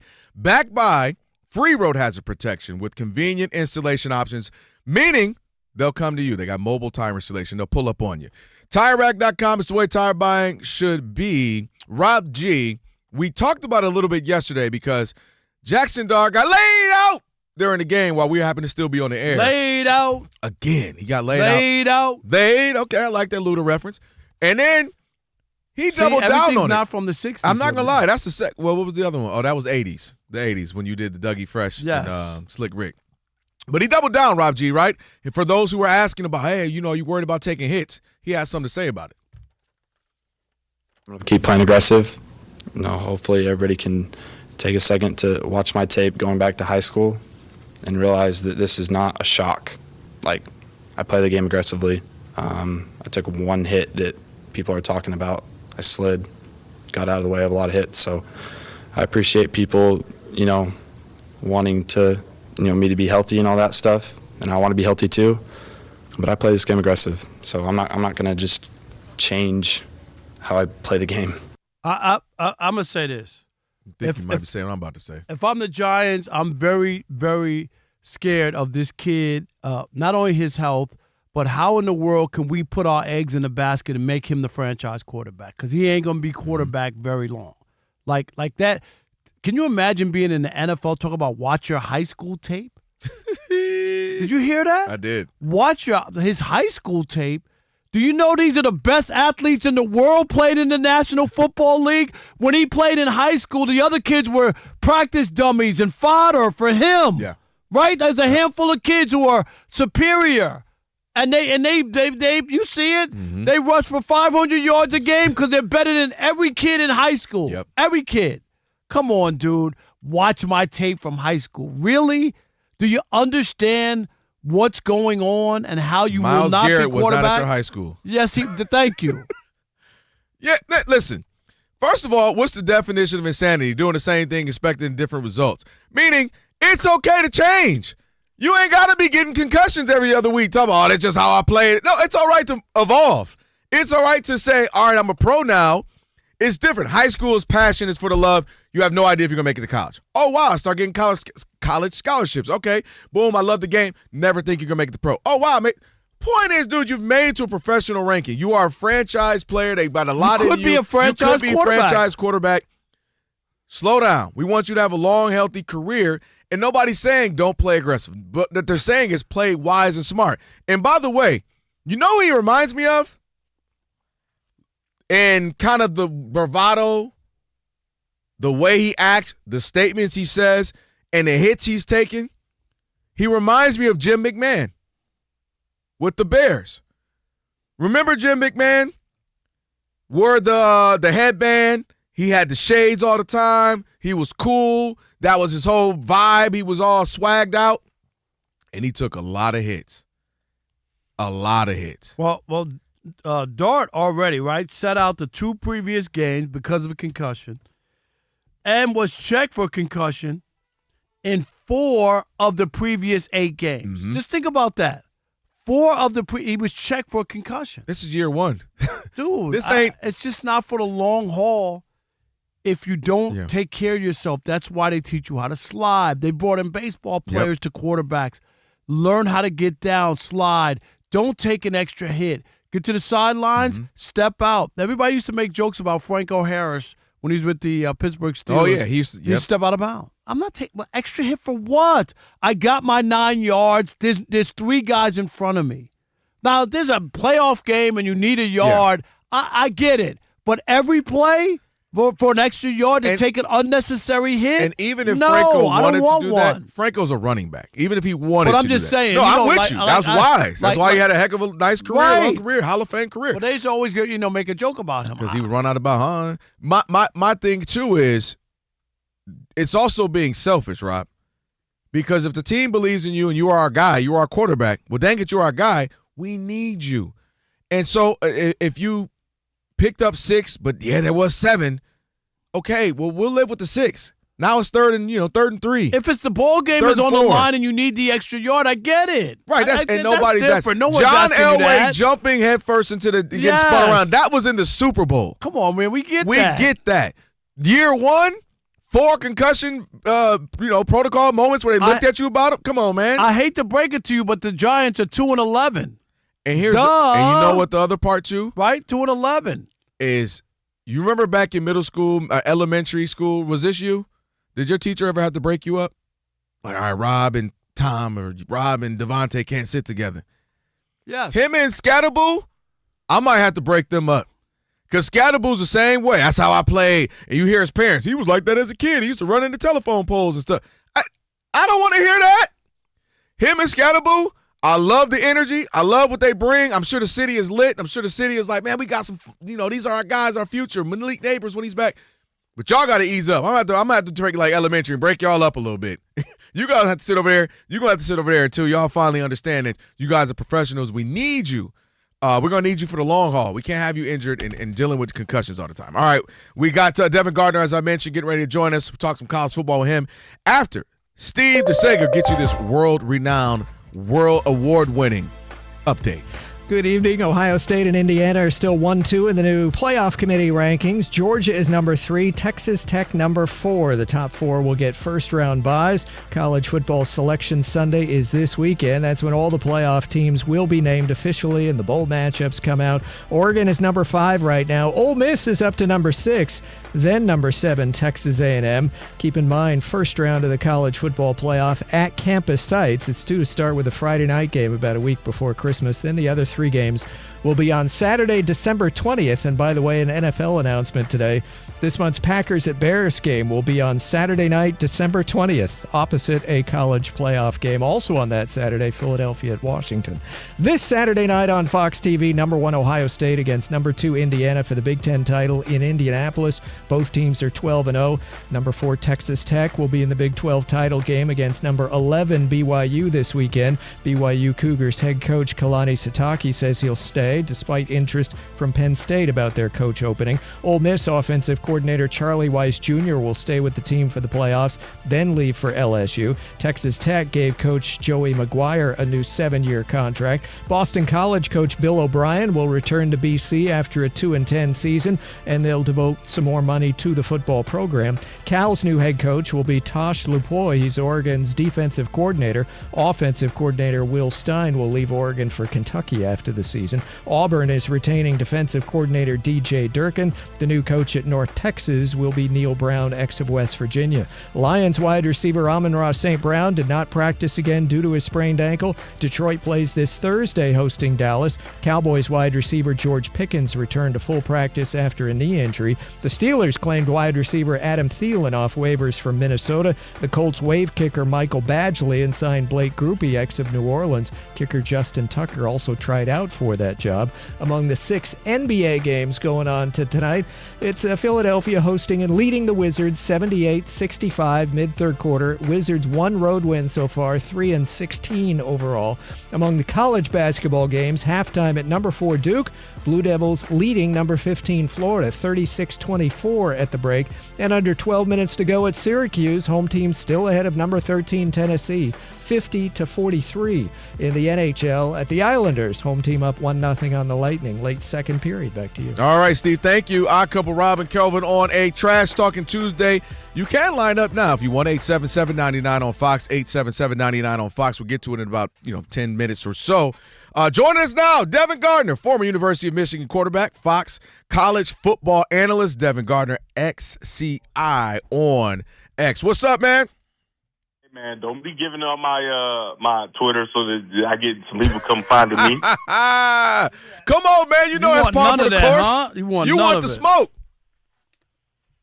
Yeah, I mean, I'm with Parker. It's my Twitter. I can block if I want to. Oh, Lord. Oh, I love it. Oh, Devin, come on, Devin. Now we got to hear Alex, it, Devin. Why would you do that? Can we find the block song, please? Oh, my goodness. It's my Twitter. Yeah, Devin. Yeah. Thanks a lot, Devin, thank you. Devin knows man. what's It's my Twitter, and I'll block if I want to. Block if I want to. Block if I want to. No. You would block too if they tried to dish you. No. Little Dikembe in there. Rest in peace, Dikembe. All right, man. Do we just start with well, Lane Kiffin. Let's start there. Oh, okay, good. I thought you were going to talk about Michigan, but let's start with Lane Kiffin. Lane Kiffin.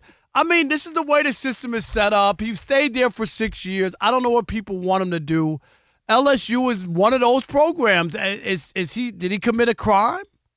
I don't think he did. I mean, everybody in this world is going to do what's best for them. And if that's what he thought was best for him, I could see if he got there, he did nothing for the program, and then he just darted. Right. Well, no, he brought that program to prominence. They're doing really well. They're actually about to go into the playoff, and I think they have a real shot, even though he's not going to be there.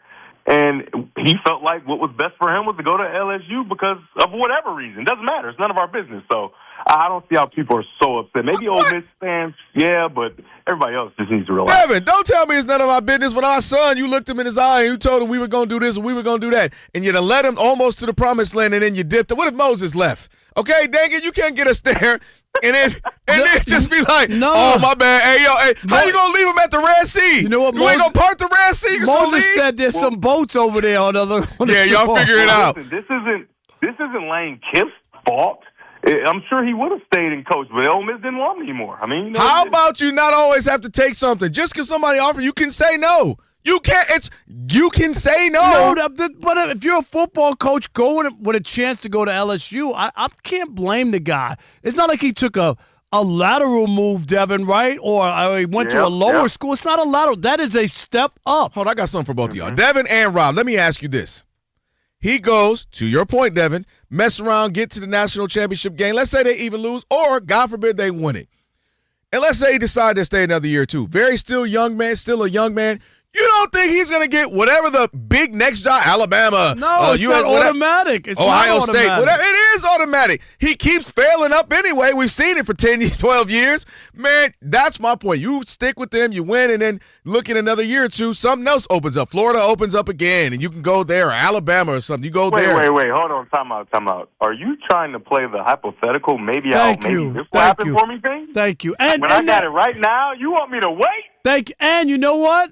You're not sure what jobs open up. You know what I mean? It might be 8 years from now. Somebody gets this job and does a good job. Yes. No, what's a good job at LSU? Because the last three guys have all won, and they still ain't there no more. No, but I'm just saying. You don't know. Meaning you got a shot. Or maybe my program goes down, and I'm not the hot tamale that everybody thinks I am. With NIL and transfers, you can be that. All right. I'm mad at both of y'all right now. All right, let's talk about Michigan and Ohio State. Ain't no way Michigan was beating Ohio State. I know people were. That's the truth. Yeah, right. It just wasn't happening. We got to talk. Yeah, about I mean, it was like the perfect storm to have no chance to win a football game. Right?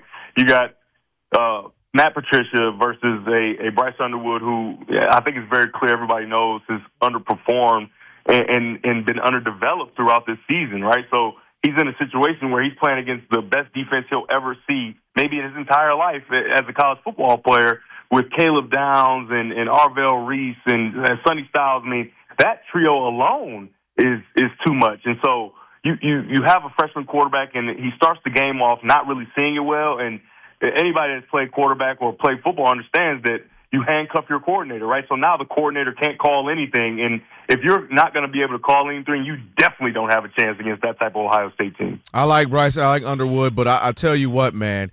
He's fallen in love with the, like, look how hard I can throw it. Sometimes if somebody 2 yards away from him, he's like, look how hard I can throw it. So we'll switch there. I think they'll be all right once they get the offense rolling. I want to ask you some college football playoff because we just got the rankings about an hour and a half ago. I want to start with just the idea what teams should do when it comes to scheduling. Do I schedule Ohio State if I'm Texas, knowing it used to be, hey, at least it's a good loss to have on the record if you lose. Now it might come back to bite you in the butt like it could potentially do Texas or some other team. But you can lose more games nowadays in this new system. No, you can't. Yes, you can. Not if you – Listen, guys. Go ahead. Listen, guys. If I'm Texas, I'm going to play a game, and it's going to be against an Ohio team, and it's going to be Miami, Ohio. They're going to be red, too, in case you're wondering. Listen to you. You gain nothing.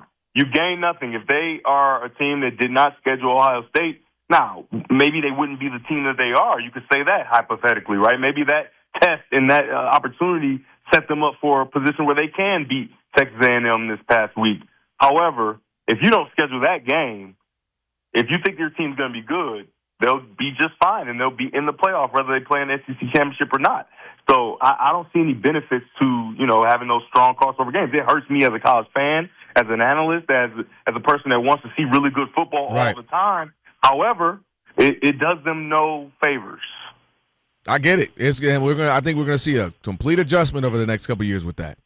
All right. How about a question? Will 3 top 10 wins be enough to help Texas overcome their 3 losses?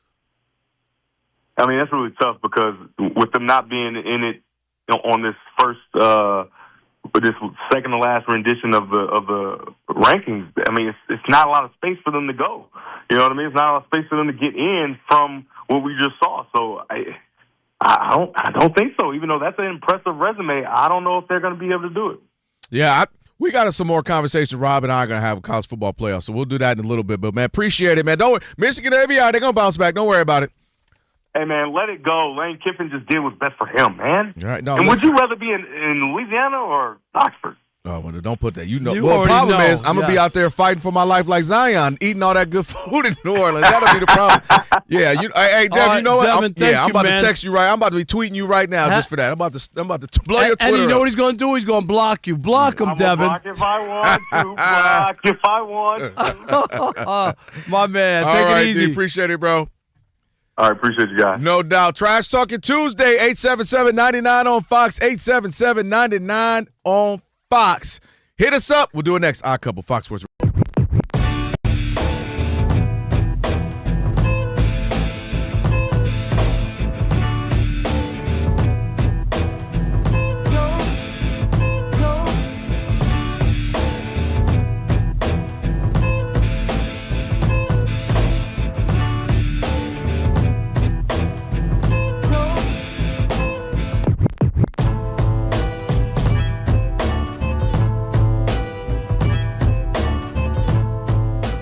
Rob Parker, get used to it. Shedeur Sanders will be the Browns QB1 for the foreseeable future. Did they name him the starter the rest of the year? No, they did not. Okay. All right. And I didn't see anything that was he's QB1 for sure, whatever, 150 yards. They scored after the one touchdown, they got shut out basically the rest of the game. Mm-hmm. That is second half, right? yes. The second half, they got nothing. It was just okay.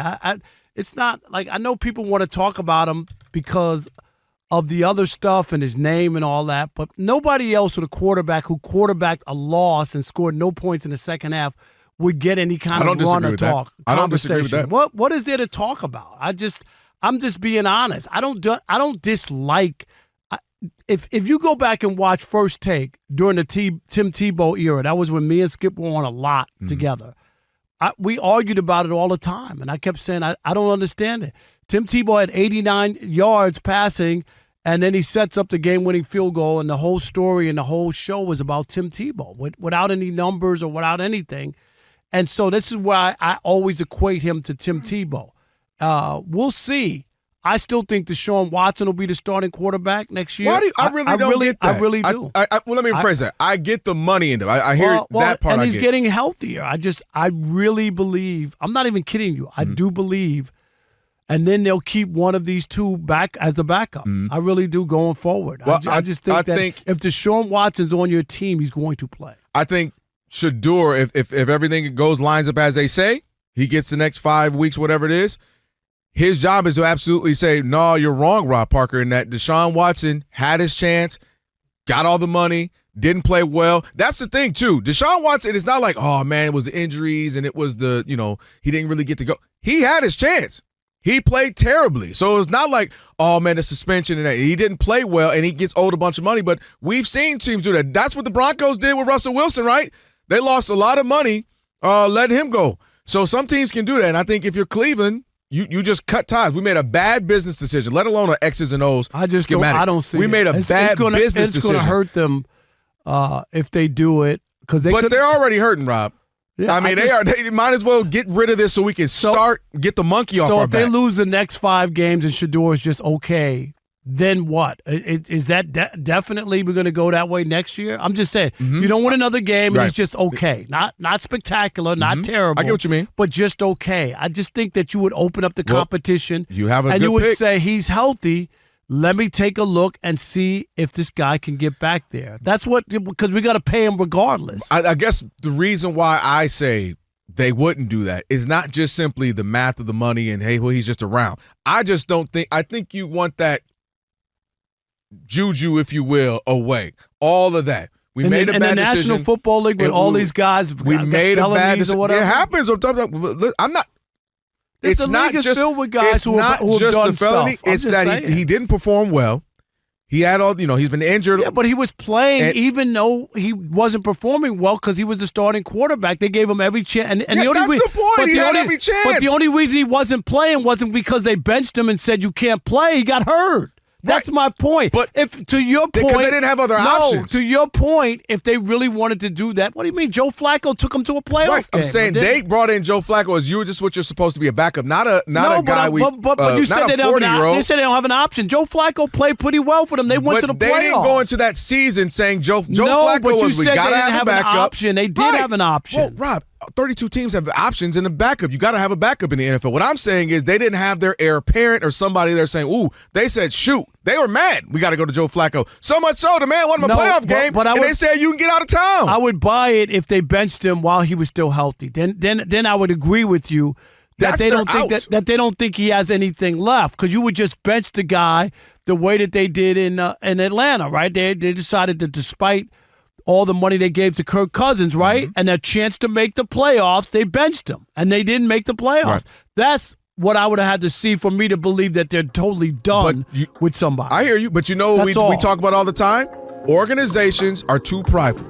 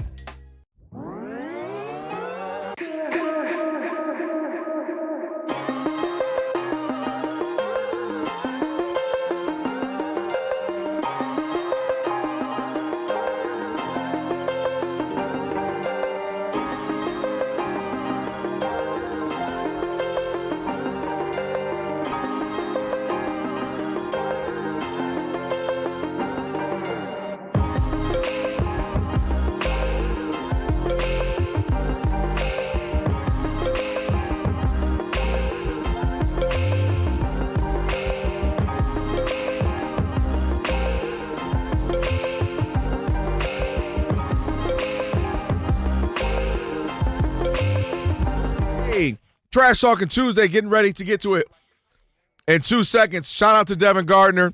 Appreciate him joining us. We'll get the podcast up into the show. We'll get a best of version 2 in just a little bit. And iHeartRadio app, you can stream us wherever you happen to be. Catch us in all your favorite Fox Sports Radio shows live 24/7. And the new and improved iHeartRadio app, just search Fox Sports Radio in the app to stream us live all day, every day. And be sure to select Fox Sports Radio as one of your presets in the iHeartRadio app so it'll always pop up at the top of your screen. It is now time for Trash Talking Tuesday. Don't you ever talk about me! It's Trash Talking Tuesday. It's your teeth, Reggie. I don't know whether to smile at you or kick a field goal, man. All right, are you ready? Let's get it going. Do it. All right, let's go. Orlando in El Paso. You're on the Odd Couple Fox Sports Radio. Who you trashing, Orlando? Hey, listen, guys, I'm trashing all the people out there now blaming the kids for what's happening with the Lane Kiffin thing and LSU. Listen, the grown-ups messed this up, not the kids. The only people that lose here is the kids, okay? All LSU did was back up the brakes truck and bump a lot of money to Lane Kiffin, and like any other human being, he took it, okay? So the only loser here is the kids. But all the grown-ups, come on, y'all have mishandled this from day one. Give me a break. Thanks, guys. All right. Hey, he said it ain't about the money. All right, thank you. I didn't even know the money. Eric in Austin, Texas. You're on the Odd Couple Fox Sports Radio. Who you trashing, Eric? What up, Rob? What up, Kelvin? How y'all guys doing? What up, great? How are you? I'm good. I got two people I got to trash real quick. Number one, as an Eagles fan, I'm trashing the clowns that egged our offensive coordinator's house. Don't get me wrong. Kevin Patullo is horrible, and he deserves to be fired, but there has to be a line drawn at some point. Number two, and Kelvin, I hope you appreciate this one, I am trashing Sharon Moore. I hope us finally getting our, what kick against Ohio State. I hope people finally start to see you can't trust this man. I don't trust him as our head coach. I don't think he can lead us to the promised land. He was doing it with Jim Harbaugh's team. I do not trust Sharon Moore. He's a joke. He doesn't even know how to run an offense. He needs to go back to being an O-line coach. I can't respond, but I will say you ain't wrong when you're right, E. You can't respond. Thank you. All right. Appreciate that, Eric. Andrew in Chicago. You're on the Odd Couple Fox Sports Radio. Who you trashing, Andrew? Hey, Rob, Akel. It's me again, Andrew. Of course, you know who. What's up, buddy? I'm just sad. It's Michigan, fool's gold. It's all your sayings. It's stop it. My Chicago Bulls, they always get us. I don't know what's worse. I don't want to say the word, but, it starts with blue and it ends with something else. Get my hopes up, and then boom. Look, we start off hot and then back to mediocrity. Actually, not even that. We're usually mid, and we make the in-season tournament, and that's more than okay for ownership because they just want to fill seats. But no, they don't even fire the coach who's the third longest coach that's active in the NBA. They do nothing. They just want money. They don't want any improvements. They get our hopes up, and then boom. It's just brutal. It sucks. It sucks being a Bulls fan because this organization, but nobody wants to come. And the highlight, you want Anthony Davis? No way, no how. Come on, are you kidding me? He's injury prone. It's enough. All right, no thank doubt. you, Andrew. And I just want to say congrats too on being a finalist, Rob. Thank you so much for the Hall of Fame. So many, you forgot which one he was talking about. Yeah, you were like, which one this time? I don't remember. I don't remember. Andrew, I appreciate it. No, they just wrote a nice little article. Then you did remember. So I did remember today. Thank you. I did submit that last week. Did you really? Thank you. We appreciate it. How about our man Chad in the Natty? You're on the Odd Couple Fox Sports Radio. Who you trashing, Chad? Yeah, OG, I'm trashing Calvin, VJ, and Martin for being fanboy journalists. Sorry, Michigan looking like cheeks getting smoked by OSU. Michigan only making 3 field goals, embarrassing themselves, acting like fake tough guys, even though they're just some soft college kids. Trashing Lamar Jackson, looking like Action Jackson, Waxing Jackson, looking like cheeks on Thanksgiving against the Bengals when Joe Burrow came out and smoked them, made them look like little pansies. I'm out. My goodness gracious. All right. Man, he said, you got anything to do with Michigan, get this smoke. How about Ken in Stockton? You're on the Odd Couple Fox Sports Radio. Who are you trashing, Ken? Well, Kelvin, you was right, man. I couldn't keep listening to Rob Parker. He is shown as Matthew Stafford has a bad game, throws 2 picks. Rob's ready to throw him back in the Detroit days just because he's been doing radio from 1980. All Rob gets excited about is when Matthew Stafford fails. He's waiting for the 400 yards and 4 interceptions. He's now not even the MVP race no more. He's already down on the Rams. But you know who I bless? I bless Calvin. All right. Wow. He's back with your boy. He's such a big flip-flopper. Unbelievable. All right. How about Justin in New Mexico? You're on the Odd Couple Fox Sports Radio. Who are you trashing, Justin? Hey, good evening, guys. How you doing? Doing good, great. man. Hopefully you're What's doing up, well. buddy? Hey, everything's gravy, man. Look, first, I want to trash talk Jackson Dart. Man, you cannot think you can have a career in this NFL saying that I'm going to take them hits. Bro, you cannot do that, man. This kid is going to be hurt. I feel bad for him because he don't have the right leadership in that organization. He needs a mentor, somebody who can shake him. Troy Aikman needs to talk to him. For real. Man, this kid needs some guidance, man, because he has talent. And I guess that's why Dayball got fired, running design plays for the kid to get his head knocked off. Secondly, the NCAA, man, they got to fix this situation, bro. I understand what the coaches are doing, the players are doing, transfer portal. We got to stop letting this happen within the season, though, man. That's all I got to say, guys. Have a good night. All No right, doubt. Justin. Appreciate it. Yeah, we're going to talk a little bit more about that. But I get it. It makes it weird for the kids, the players themselves trying to make decisions. I got to make decisions at weird times, and the coaches. Yeah. You know, I'm not saying Lane Kiffin was like, I can't wait to leave you guys. I'm sure he built incredible relationships. I can't wait for hour number 3 coming up. I think Kelvin's going to trash LeBron James. Is that true? Yeah. No way. Yeah, he about to get the smoke. This is unbelievable. I don't believe it. I want to hear this. Are you going to make LeBron wear mittens out in the cold instead No, I'm of make him gloves? do the thumbs down like he did Dylan Brooks.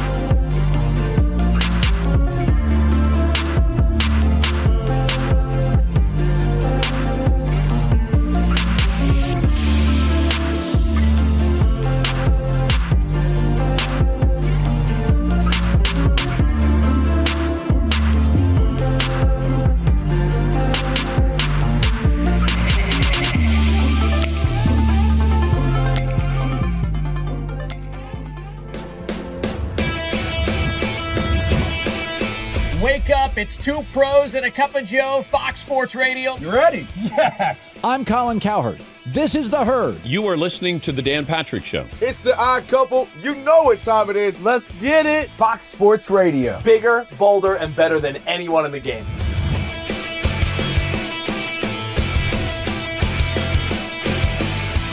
Fox Sports Radio is the #1 sports audio network. Diverse, fun, entertaining, and driven by the big sports topics of the day. They had to bolster the offensive line, which they did. You finally said something right. Congratulations. That game was incredible. You are wrong. You could take that trash somewhere else. Wham! We have a very special connection with our audience, our listeners. People feel that friendship. And I appreciate y'all, so I love it. It's all for you. Thank you. I'm your favorite fan.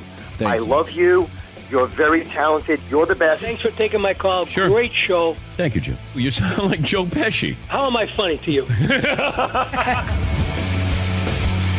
I can't help but notice that the W-2s for the quarterback look a lot higher. That's because we're worth it. You got to be kidding. He never was an elite quarterback. This team is unstoppable. He made the right call. You know that's right. LeBron James is a legend. No, he's not. He complains all the time. You say Brady's the greatest quarterback of all time, but Eli Manning beat him twice. Wrong. For 25 years, Fox Sports Radio has dominated the sports audio landscape with the biggest talent and the best programming available. We talk sports and we have fun doing it. We talk about life. Sports radio is where you go after the games are over, and then the discussion begins. If The Chiefs win. Sorry, Patrick Mahomes here. What do you mean by if the Chiefs win? It is live. It is unscripted. No other medium can touch that. And that's what makes it special. Yes.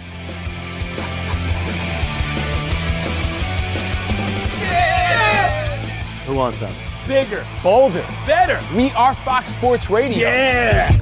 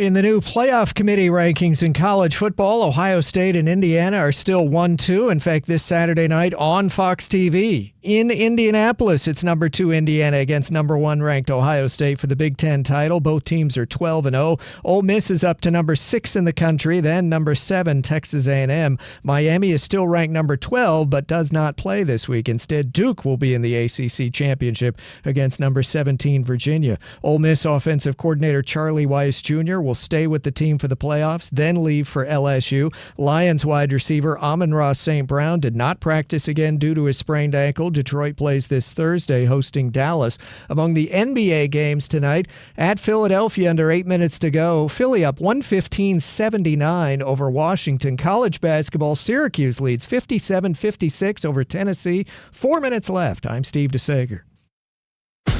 I've been covering this league since 1987.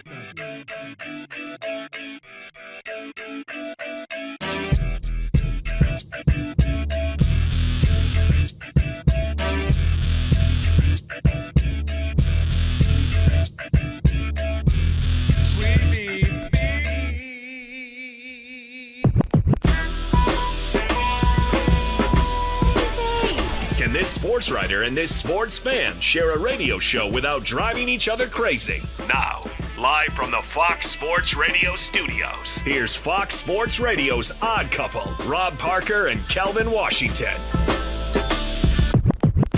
Hour number 3. Number 3. On a Trash Talking Tuesday. Thanks for that spirited audition. Oh, yeah. Here on the Odd Couple, Rob Parker, Kelvin Washington. And if you missed any of today's show, you can catch it on the podcast. Just search Odd Couple wherever you get your podcast. And right after the show, today's podcast will be posted. Do it! That's right. Be sure to follow the podcast, rate it at least 5 stars because we're worth it. And you could even provide a review. Again, just search Odd Couple wherever you get your podcast, and you'll find a full version of the show today and a best of version posted right at the end of the show. Don't forget, we also have last call coming up in case you didn't get in earlier. But Devin Gardner coming on the program and requesting. What are you, KCK's now? No, requesting that song. You don't know what that meant to me. It's my Twitter, and I'll block if I want to. Block if I want to. Block if I want to. You would block too if they tried to diss you. No, I'm just. He did call in the WJLB. He did. Alex, you get what I'm saying. Do you understand me? I work hard for your entertainment dollar here on The Odd Couple. I'm trying to say the hardest. Right? I'm trying to put on an entertaining radio show. And for Devin Gardner to call in and be like, oh, I need it. I got to have that. He did. He specifically asked for it, too. So. He thought he called in the Kiss FM or something. There you go. I feel good now. All right. Now can you not complain when we do some music and then you like, what is this? Kiss FM? What is it? JLB? now you want it to be a top 40 station, huh? Well, when we're playing my hits. Yeah. I told you we got to put out an album. I got enough we material. We got a call for that yesterday. Album, Somebody called and said they want a whole album of your stuff. Look at Rob G. I know. He wanted the whole. I told you got about 7-8 songs, right? I'm surprised Rob G doesn't have on headphones and is not listening to Jim Rome or something. Just something you set me up there. Sorry about that. Because then he'd much rather be listening. I'm listening to a podcast of the In the Bonus podcast with Doug Gottlieb. Some good takes on there. I just threw up in my mouth. No, I think he listened to the right show right now. Rob G.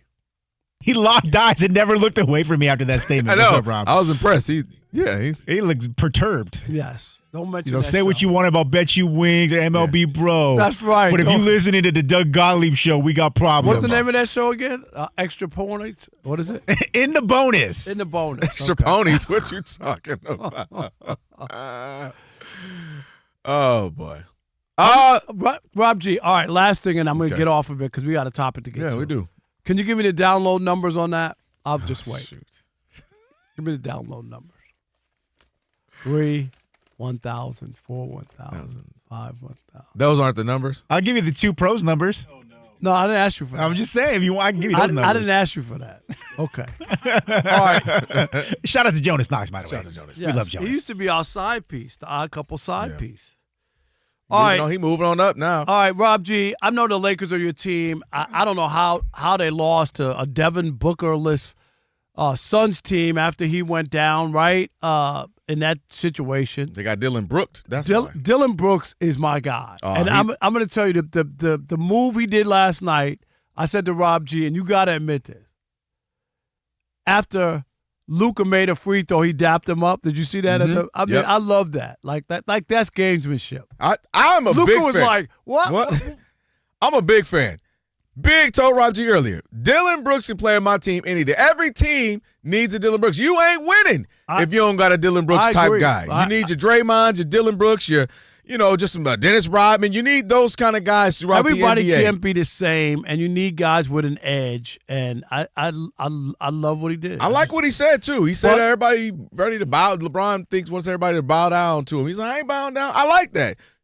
That's why we love the NBA. We were just talking about it off the air. Right. Because you felt the beef and rivalry and competitiveness. You need that. It's not a layup where you just go, oh, yeah, he's so great, I'll just get out of the way. No. You see him trying to post up Bronny? Right. You can't be posting up my son, but I kind of sit here on the bench and can't do nothing about it. You over here posting him up on the block. I love it. Yeah. But, Rob G, one thing I didn't love last night was LeBron James staying in the blowout. Well, the reason why he was on the bench when Bronny got posted up and Dylan Brooks missed that shot is because right before that, like 30 seconds before that, LeBron James hit a deep three-pointer to cut the lead from 25 to 22. Close. In the last 6 minutes of the game and promptly subbed himself out. The reason being is because he hit that 10-point mark for the 1,297th straight time in the NBA.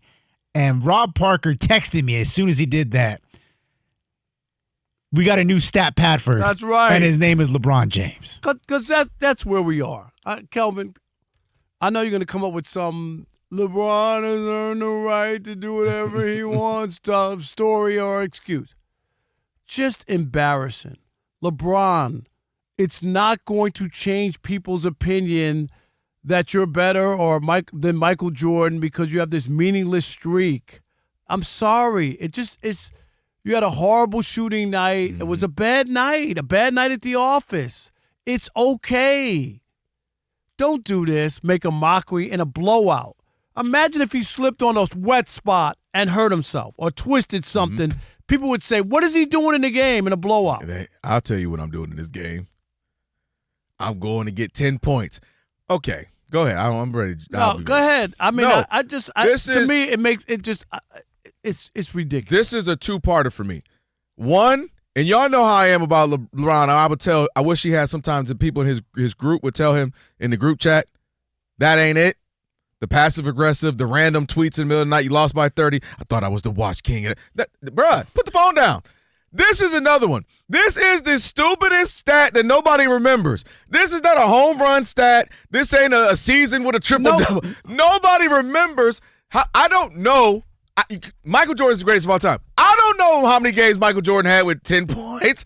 All I know is Michael Jordan was Michael Jordan. I know he was an MVP and a defensive MVP. I know he has 6 in all the finals. I know he's been, multiple All-Stars and all the NBA. I don't know how many games Kobe Bryant, God bless the dead, had a 10 and Kareem had 10. Nobody does it. Nobody cares. This is the stupidest stat Who ever. came up with this? So this one to me bothers me. Now, do I have a problem if you're staying in to get that triple-double? Steph Curry, I'm making it up to hit a 3 to win the all-time three-point. I have no problem with that. When you're going for stats that are impressive, stats are like, wow, all-time stats. Michael Strahan trying to get the sack and Brett Favre, saw him coming and kind of those are legendary stats. We all know the numbers. We all know those. 10-point game is, come on, Brian. 10, not 20. 20 is, that's impressive. 20, okay, a couple, however many games it's been with 20 points. 10 is that. So this, to me, is a two-parter for me. This individual stat is ridiculous. If it happened in a natural flow, but you're in a blowout. You're in a blowout in year 20. At the end of the game, and you're 23. It doesn't make sense. Like the coach has to say, LeBron, what are you doing out there? If he was chasing the all-time scoring, he's earned that. Steph Curry chasing some three-point in a blowout. I don't care. You've earned that. Tim Duncan, if you get this block in a meaningless, you're going for a block, to remember when David Robinson scored 72, 73 points in a game because they were like, he's got a chance to win the scoring title? I'm cool with that. It's the last game of the season. Your team kept feeding you. He scored like 72, 73, whatever it was. You know what? You remember who was it, Rob G., the woman at UConn who was in a full body cast? She need to score 2 more points. She was hurt. Who was? I remember that too. And they put her out there. Yeah. She was She couldn't even run the court to score. She had to score 2 more points. She was injured. I swear, if I was the coach, I would have all 5 of my players standing around her and say, I don't care what anybody else is doing. She is not going to get a basket. Is there? Because she was injured. Yeah, no. And she couldn't play. No, you listen. We ain't gonna let you have that on our. No, you ain't getting that record on us. You know what I mean? We're going full boxing 1.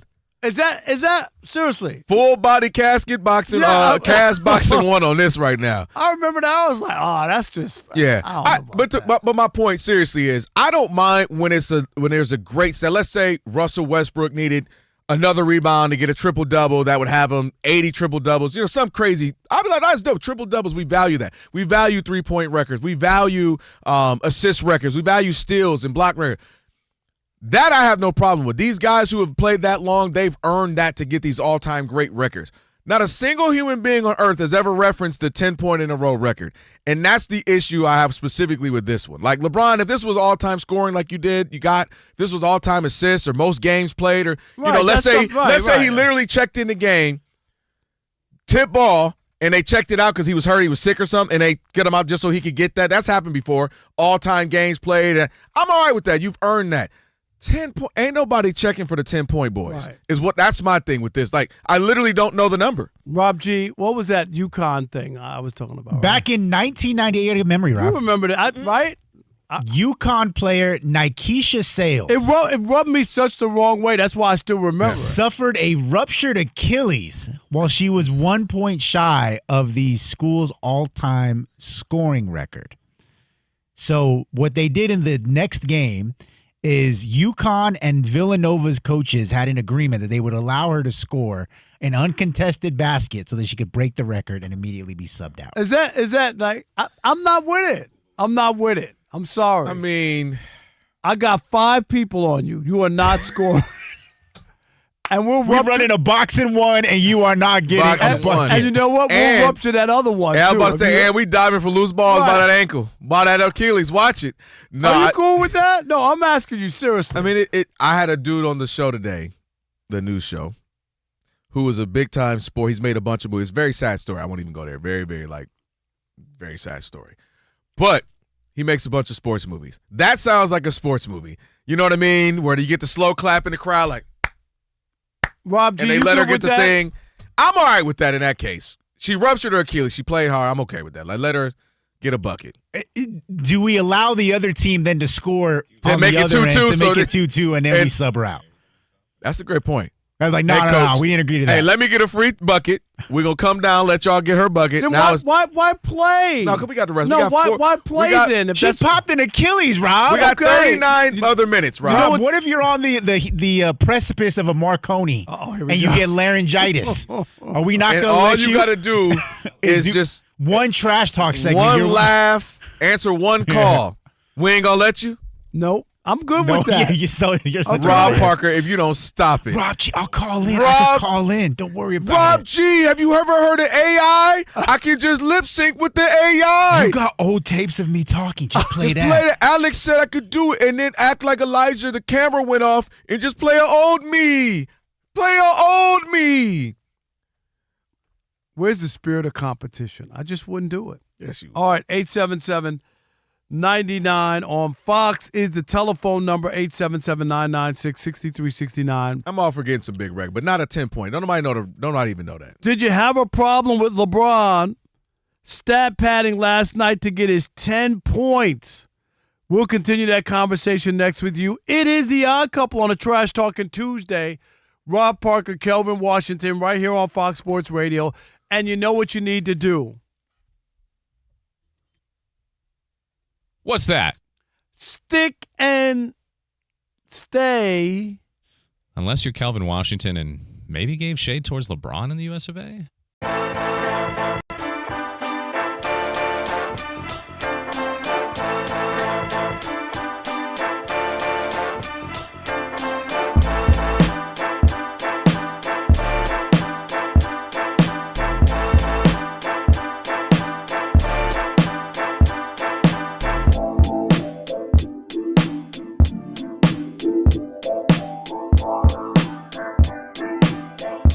The fact that we came into the Bears saying, Ben Johnson, Caleb Williams, how is this marriage going to work? How is Caleb Williams going to improve?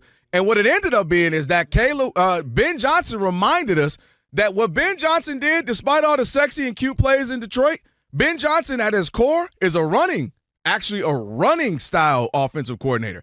And I think we got reminded of that this season because they're number 2 in rushing right now. The Bears are averaging about $150 a game. And then you look at what their defense is doing right now. They're first in takeaways. So this team has been built between defense, running the ball, which Ben Johnson will draw up some crazy plays, but that's the core of who he is. And then you look at Caleb Williams, who's been struggling right now. He had 50% against the Eagles. They ran the ball almost 300 yards, and he is averaging his completion percentage is around 57% right now. And he's at QBR is 18, so they actually been winning despite what we all came in wondering how the pairing between Caleb Williams and Ben Johnson it would be. It hasn't been great. Ben Johnson has said we've won in spite of the passing game. I ain't the coach. That's what he said. And so that's, to me, why it's been remarkable. And to their credit, their ceiling can be high if Caleb Williams starts to get it going. That would be impressive because the defense has been spectacular. Turnovers, getting takeaways. What's their record? And the running game. What's their record? 9-3. Okay. It's just silly. Like you could go and handpick whatever you want. If you watch, if you watch the game, don't bring to watch the game. Are you watching them? It's about making plays. Did you watch the game? The touchdown he threw to seal the game in Philadelphia? That wasn't a running play. He rolled out, he rolled left and threw a dime. Go watch the play. Right. He doesn't have to throw 3 touchdowns. Patrick Mahomes threw 4 touchdowns and they lost. That's great. Don't put him and Patrick Mahomes. All I'm trying to say to you is that this whole idea that you're worried about completion percentage, it ain't got nothing to do. It's about wins and losses and making plays. That's what the NFL is. It's about making plays. Mm-hmm. It's about, did you tackle a guy or did he get by you? It's really a really simple game. Did you catch the ball or did you drop it? Did you throw the touchdown when it mattered? They've won. How many big games did they win at the end where he threw a touchdown? I'm asking you a question. I just don't understand the winning percentage. He's won 9-3. That's what I care about. Has he performed well? That's what I care about. Has he performed well? For a second-year quarterback with a new offensive coordinator, absolutely. Okay, well, his own coach doesn't think that. And nobody's saying, again, that's why I said the ceiling is high for them if he can get it right. That's why I just said that. If he can actually get it right, they won 4 games when trailing with 2 minutes to go in the game. He's done something right. That's my point, is that he has made plays. 4 games. So you with just 2 minutes to go. How about we not be down all the time? That's just not how it goes. Come on, man. That's irrelevant. That's and silly. Again, my whole point is they've been able to dominate with the defensive run. It's about winning. And Caleb Williams has room to improve. Winning. This is what we just talked about. Nobody said he can't improve. I didn't say that. Saying. That's literally what I'm saying. That's not what you're saying. They've been winning in spite of him. They've been able to produce in spite of him. That's a backhanded compliment, man. Well, get out of here with that. That's exactly what it is. That's terrible. He hasn't played well. That's terrible. He has made some plays, but he hasn't been played great. well. They won 4 games in the final 2 minutes. Right. And you're acting like he hasn't done anything. No, that's not what I said. I said he has not played great. How can you do that? And we made up to somebody what do you mean I can do it? Because he's a professional athlete. That's literally what we do. That's not it. It's because he's being. Come on. I'm not buying it. Can you at least have some consistency? Because, matter of fact, or maybe it's the opposite. You do have consistency. Because Matthew Stafford has been playing out of his mind, and he ain't this and he ain't that. But then Caleb Williams, who is 50-something% passing, QBR is lower than half the league, but he's out here playing well. Boy, I can't keep up. I can't keep up with you. Actually, you're right. I can. It won't make sense. He's in his second year. They started out 0-2. They gave up 50 points to the Lions, and now they're 9-3, one of the best records in the league. And you sit here, and your comment and your conversation is about how bad Caleb Williams is. Come on, man. I didn't say how bad he is. I said he's got a root there winning in spite of him. That's awful.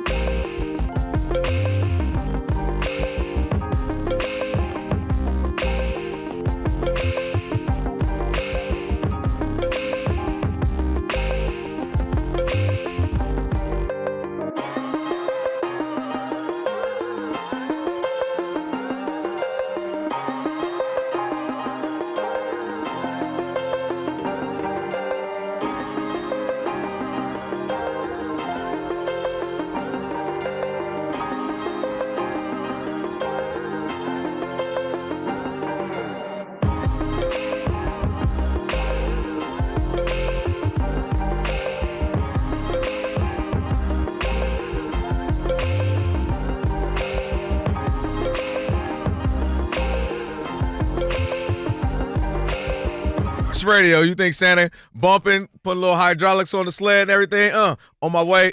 We got spinners. Santa he got that? You think? Our couple, Rob and Kelvin on a Trash Talking Tuesday, as Rob mentioned earlier, man, a spirited one. Shout out to everybody who called for that. We appreciate it. And we got last call coming up in a little bit. Be sure to check out the YouTube channel. We're simulcasting now. We see you, all the YouTubians. In fact, Rob G, if you got some comments, man, we can get to some of those in a little bit from the Odd Mob. That'd be cool. I don't think you're going to want to hear what they're saying about you today. No, yeah, I want to hear it. I'm okay with that. I'm okay with it, man. You know what I'm saying? Got to keep it fair. Search Odd Couple FSR, subscribe, like, thumbs up, all that good stuff. So what they saying? You got something real quick, Rob G, or no? You want the one that Matt be rolling over here? Only because I know the kind of effort that Dub has been putting in during the commercial breaks. I want to hear what they say. Here we go. One Polo C says on YouTube, of course, Calvin got to get in that weight room. You looking soft in the chest area. Wow. That's the one area you don't see him doing work in the commercial breaks? They don't see it, bro. They don't see it. Don't let this grown man shirt fool you, okay? It is a little dad. Rob immediately buttons up his shirt just in case. It's a little dad body. Hold on, Paul. Hey, Elijah, put the camera on. Yeah, go ahead. You can have it. You see what's going on over here. Kelvin. You see what's going on. I'm on my Alex right now. Alex, tell him, Alex. You know what?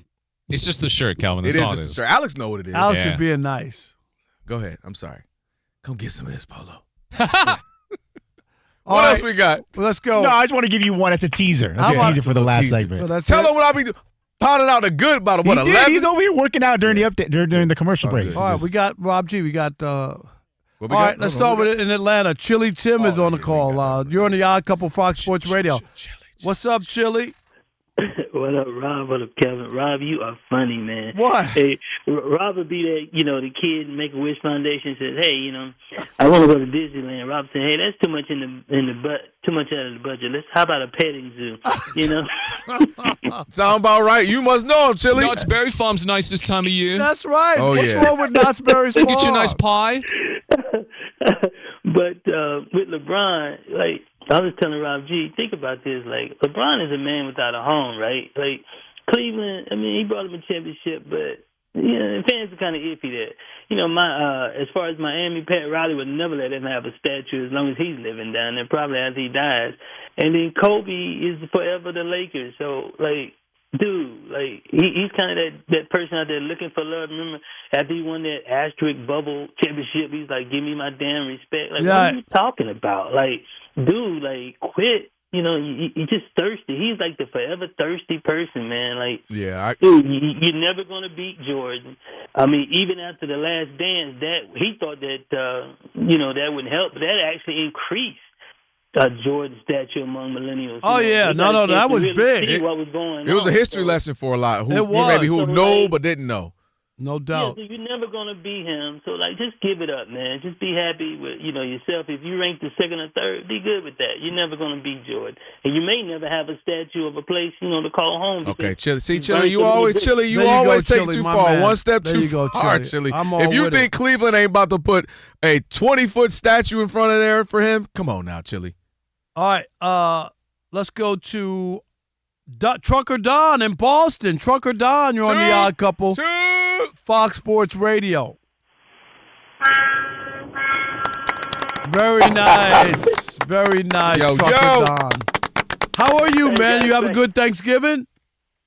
Great Thanksgiving. Absolutely, guys. Thank you. Good to hear. Appreciate it. Yeah, and Kelvin, good to talk to you. I listen, by the way, all the time on iHeartRadio. That's where I catch you guys all day and all night. Appreciate that. Yeah, Alex, pull that. That's a good drop for iHeart app right there. We appreciate that. Very nice. But, Rob, I want to know a couple of things. First of all, congratulations on your nomination to the Hall of Fame. Thank you. And can I claim dibs on all your hats? Because, you make it, ain't none of them going to fit you anymore. That's right. So,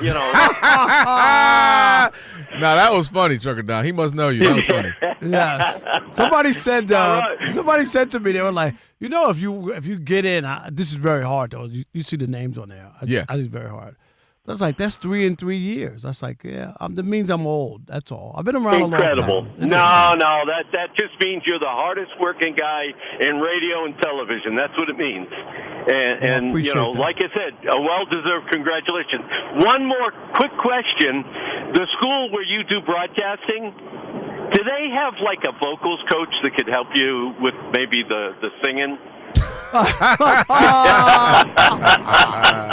It's my Twitter. Oh, thanks a lot, Don. If I want Thanks to. a lot, Don. I love it all. Love you guys. Yeah, no thank doubt. you, Don. Trucker Don. We appreciate you. Just a little vocal. You know, like, you know, all the great singers had that. Mariah, Whitney, I could Luther go out, Vandross. you know, I used to say that going on Saturday Night Live was the test to see whether you could sing or not, because they don't play that. Oh, that's everything. You It's gotta- live. It's live. Like, and I remember hearing like Mick Jagger. I was like, okay, he can sing. You know, and then you hear other people, and you go, oh, Now, they ain't playing that lip syncing and all that. Nah, you better bring it. Not on Saturday Night Live. You got to be live. All right, Andre in Massachusetts, you're on the Odd Couple, Fox Sports Radio. What's up, Dre?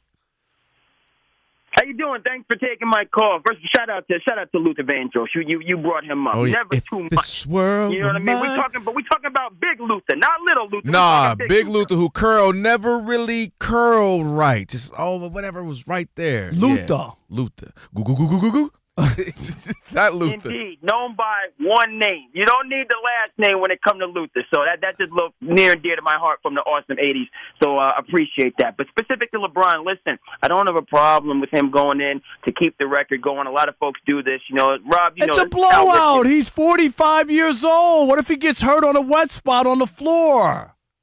I understand what you're saying, but, you know, my overall issue is, you know, not that he's trying to go for these longevity stats, i.e. Cal Ripken. What I do have a serious problem with is that somehow, some way, the Lakers are second in a very competitive Western Conference, only behind the Oklahoma City Thunder. And we're more focused on LeBron doing these stunts and the longevity stats rather than him actually competing with this team, going all in with the Lakers. It doesn't mean that they're going to be better than the Oklahoma City Thunder, but they could be in the conversation if he was bought in. This is a chance for him to compete for a championship, to really change the narrative about who he is as a player.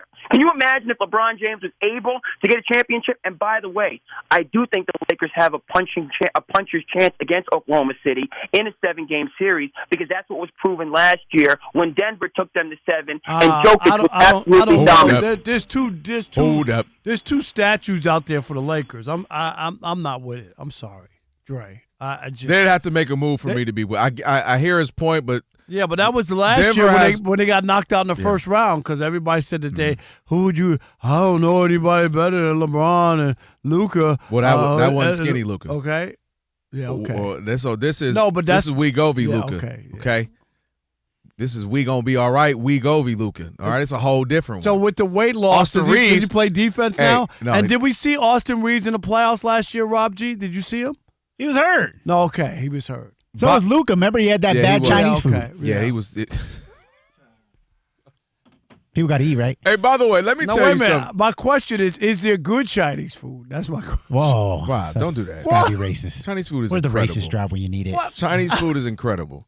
Mexican food that's is gotta incredible. be racist. You can't just eat chicken cheese, and ribs and mayo cheese with lunch meat. Talking about that. Can you please eat? You eat like you were to do it at the barbecue. You go eat at the kids' table. You know how to give them a drumstick. Give them a hot dog. That's you. What? Because I eat different kind of food. I just like No, you basic don't. Food. You ate 3 things: chicken, ribs, and lunch meat. That's the only thing you eat. You want to go to You want to go get sushi? All right, Rob G. What do you I got? bet Get you us want out to of talk about this. some Just real quick before we get some real sports talk after Steve DeSager's where we up there. I got the YouTubians out, Odd Mob in full effect. A couple of nice comments in the last hour or so. Thank you. I appreciate the comments. Let's hear it first. Raulid, I think that's how you say it. If Dan Patrick has a calendar, we can have a Rob Parker Christmas album. There you go. Shoot, Dan Patrick has a calendar. Wow. Is it him or the Dan Ed? Who is it? Everybody? I would love to see that. Mike Woodson says Myles Garrett should be getting MVP votes. Hey, you know what? That's not crazy if they were 500. I'm not even saying they got to be, but if they were just Well, they got Shador now. They're going to win every game. So there's the rest hope. Of the year. So there's hope. So what about? I'm just saying. So there's hope. Okay, You're right. I I forgot. You just made me think about that. Jordan says, man, Gottlieb's show is down tragically. That's messed up, man. What do you mean it's down tragically? Because he's taking down shots bad? at it. Yeah, it's down bad because you're taking shots at it. Yeah, it's messed up. Oh, I'm sorry. I love Iowa Sam and Jay Stu and Dan Byer and all those Iowa guys. Sam, I'm sure you're here somewhere. Let me tell you who don't go home. I love everybody too. Iowa Sam never is going to find a reason to stay. His commitment level to this company is crazy. Unmatched. It's more than Rob's. He's here somewhere. Iowa Sam is here now. Actually, he's got you beat. He's in the back right now. No, but the difference is between me and Iowa Sam, he just doesn't want to go home because his place isn't nice. That's true. And in this one, I'm just going to be petty real quick. There's this guy who's been going on the YouTube. Yeah. He hates the show, but he can't stop commenting on it, right? So one thing he says is, he hates the show. Yeah. I can make videos on YouTube. If you compare the numbers to ESPN as well, it pales in comparison. My little show gets 1,000 to 4,000 views per night, and I'm a virtual unknown. So what it is, I went and looked at his YouTube on this actual guy's page. He lying? His last video right here, 17. Sports Guru, a.k.a. DH Grove. Yeah. Last video a month ago, 7 views. Yeah. Another view at 11 views. 7-11. He did a live 2 weeks ago, really blew it up, 95 views. Yeah, okay. But if you see the comments, my man's getting 4 Gs. Exactly. Almost triple digits. That's man. But that's typical. You know, but what's his name again? Sports Guru, a.k.a. DH And thank Grove. you for listening, Sports Guru, because we know you love us. And close the window in your mom's basement. Yeah, big time down there. Moms, where's the meatloaf? It's all good, brother. It's all good. Steve the second. What's trending, Steve? We got 6 NBA games going tonight. Hey there, and Boston at home is leading New York early third quarter, 63-55. Jaylen Brown already 27 points. New Orleans has a 3-18 record, but leads in the third against Minnesota, 82-67. Philadelphia beat Washington 121-102. 35 points for Tyrese Maxey in 29 minutes of work in this blowout. Washington 3-17. The late game still an hour and a half away. Golden State will be hosting Oklahoma City, which has won 12 in a row and is 20-1 this season. In men's college basketball, Syracuse has defeated number 13 Tennessee 62-60. Currently, it is number 1 Purdue leading at Rutgers 66-48 with 8 minutes left. 4th-ranked Duke leads 59-57 against 15th-ranked Florida. It's 3.5 minutes to go there. Kansas over UConn early, 19-15. That's mid-first half. Among the 10 NHL games tonight, Dallas Stars lead with 4 minutes left, 2-1 at the Rangers, and early third period, Toronto up 2-1 at Florida.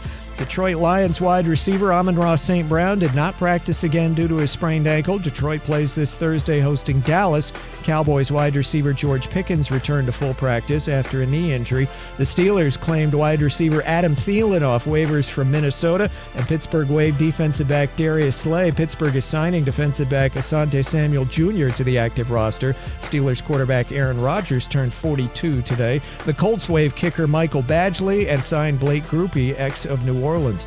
Ole Miss offensive coordinator Charlie Weis Jr. will stay with the team for the playoffs, then leave for LSU. BYU head coach Kalani Sitake says he'll stay despite interest from Penn State. He gets a long-term extension from BYU. Texas Tech coach Joey McGuire gets a new 7-year contract. Yes, the new playoff committee rankings are out. Texas Tech is number 4. The top 4 get first-round byes. Georgia number 3. And this Saturday night, we have on Fox TV number 2 Indiana against number 1 Ohio State for the Big Ten title in Indianapolis. Both teams 12-0. By the way, Oregon number 5 in the country. Ole Miss up to number 6. Then it's number 7 Texas A&M. Boston College coach Bill O'Brien will return to BC. Cal's new head coach will be Tosh Lupoy. He's Oregon's defensive coordinator. And the Blue Jays gave a 3-year contract to right-handed pitcher Cody Ponce, MVP in the Korean League. Back to you.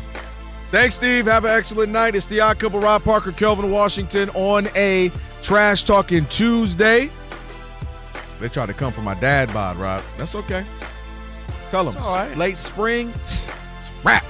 All right, we got last call coming up in a little bit. They're watching everything. That's the thing when you're on television. You know what I mean? No, well, I am on that every morning. Trust me. You got a jacket I'll on be there. See, no more tight-fitting shirts. Tight pants. You just tight did it. pants. I knew it was coming. Tighter pants. It's definitely you. I heard the cargo shorts. The cargo shorts.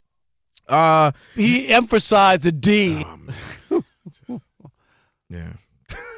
How much does head-to-head matter when you're talking about college football? We got Miami and you have Notre Dame. There's a big conversation about who's going to ultimately get in. I think Miami's 12th. Notre Dame is at 10. And a lot of the conversation is, well, how are they ahead of us? If you're Miami, we beat you. And Both got a couple of losses, 10-2, but ultimately, if it's 10-2 and you start to weigh it down, one of the first factors should be who beat who in a head-to-head. And that often doesn't happen, right? You get 2 10-2 teams, you're like, dang, how do I find? Okay, well, who has point differential? Who has harder schedule? This is one of the rare times where you actually can go, oh, they did meet up. They did play. Who won? And Miami did in this case. When you start to look a little bit more into the Miami numbers, they have better strength of schedule. They have a better competitive team. I think they're 12th in offense in the nation, and the defense has been great over the last couple of months. I mean, they've been putting up some reasonings for them to be ahead of Notre Dame, but the conversation becomes, Rob, and we've talked about this all the time, relevancy. If y'all are the same, and I'm on the committee, do I go with who's more relevant? You know, if it's Michigan and North Carolina State, well, same kind of thing, I'm going to go Michigan. If it's Notre Dame and Miami, is it Notre Dame because it's a massive independent brand and they travel well too, and they're going to sell tickets. Iconic. That factors in whether people want to believe it or not. That's what it is, the human element to it, right? That's a big part of it. I just don't think they're ever going to be like all things are not considered equal. No, doesn't matter your record, your school, the size. It's just not going to be. Like they'll look at it and they'll go like, which school can we make more money off of? I think that all things are equal. Which school can we make? I think that is going to be the landing point. I think you're going to try to find a way to justify it. Strength of schedule. Okay, who played who first? Okay, who finished stronger? But if it's still similar, it's close enough. I think at the end you're going to go, who's that bigger brand? It's Texas. It's Alabama. It's Notre Dame. It's Ohio State. It's Michigan. And I think those things will ultimately get there. But that's why a lot of people, you know, they're trying to figure out a better way to do this where the players themselves ultimately can do this. Like if you look at the March Madness approach, right? Well, ultimately it's the March we determine it. We meaning the players. They're like, hey, we get in there, we play, you figure out who wins it versus like, I mean, obviously there's Selection Sunday, but you know the real teams who actually have a chance, right? The Butlers and all that ain't got no shot. And they don't. I know it's yeah. And you know, the Wichita States are fun and all that, you know, but ultimately they don't have a shot. But it is going to be weird how this selection committee, like how you know these things matter. The sexy brand of it all. And if it comes down to it, this is what you're going to get because Miami has made a great case that they should be over Notre Dame. Just in some of the other teams that they've beaten, how they've been playing lately. Offensively, they're better. The point differential has been better. How they beat some of the teams, I think, by some of the top 10, top 25 teams by 17 points, like on paper, if you will. But again, Notre Dame is Notre Dame. So I think I can see how a player would be upset. I beat that team. Get Notre Dame involved, they're going to do it. That would make me mad as a team, either the coach or player. No, don't tell me they're better than me. I beat them. But from a financial standpoint, I get it. I'm with you. It should just be that. And maybe if you just didn't look at the schools, Rob G, like just go by the record, strength of schedule, just did a put them in a computer, right? The toughest schedules, like they all do that for March stuff. Madness, right? Yeah. What is the FPI? I think exactly, and then use that number. But they would be scared to death to do that. Yep. Because there would be 4 or 5 schools that they have no interest in. Oh shoot, what are they doing here? Right. Yeah. So I can understand the frustration from Miami. You even the governor Ron DeSantis getting up in there. Well, I'll tell you the governor's been jumping in. If they didn't have the stipulation that says conference champions get automatic bids, like that's why the whole Big 12, the ACC things going on. Duke, Steve was saying earlier. Then Texas would be in, and Miami would be in already. Like the 12 would be locked up. We say these 5 are the best teams. Yeah. The at-larges are just going to be the biggest brand names we can go in there and justify their record. Well, of course. To your that's point. what it would be. And that's where we're getting to, where how much longer does that matter? If you're in the ACC, we just don't think you're that good, and you win and you're Duke. How much longer does the Big Ten, SEC, so many schools say, hey, man, cut it out. They ain't us. A 3-loss, Alabama team, or a 3-loss, let's say it was Michigan, should be in there over Duke. So what if they are undefeated? Or so what if they won the ACC? Or so what if, we won't be too much longer before that ends. And they're just going to pick what they deem as the best 12. Well, this might be a conversation for another day, but what's to stop these guys? Now that we know that the college football playoff is an independent entity and the NCAA has no power whatsoever. Right. What's to stop these guys from, hey, SEC, y'all got the best 16. Big Ten, y'all got the best 18. We're just going to make one big super conference. This is the only teams that are eligible now. And if Notre Dame wants to join up, they can join up too. I think nothing. Oh, nothing's. Oh no, nothing's. That's gonna happen before we die. Probably in the next 10, 20 years. There's nothing to stop it. Right. The only thing I can think is if. Never mind. That was being too. It is if. Because this isn't pro. I'm wink, by the way. Quotations, air quotations. Pro football. If they try to say we still want to keep a level of amateur, like the hope alive. You can stop there. Like keep hope alive for, I'm trying to think of a team that's always kind of there, but like a Texas Tech or something. But they don't care. I know. It's about dollars and cents. It just is. So what we gonna start calling it? Pro light? Minor league football. Minor league football, NFL light, something like that. I'm wondering. Yeah. All right, last call, 877-99 on Fox, 877-99 on Fox. Last call, you want to get in, it's your chance to do so. Odd Couple, Fox Sports.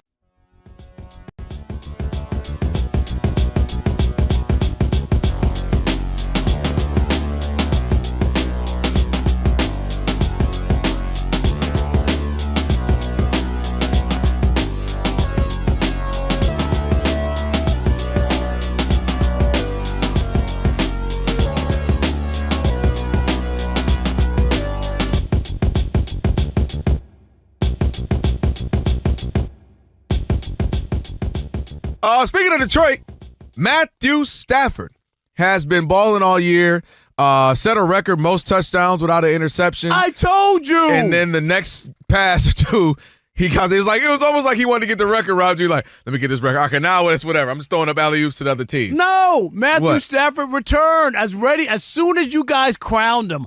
Oh, he's going to win the MVP. Oh, he's going to the Hall of Fame. All this other stuff.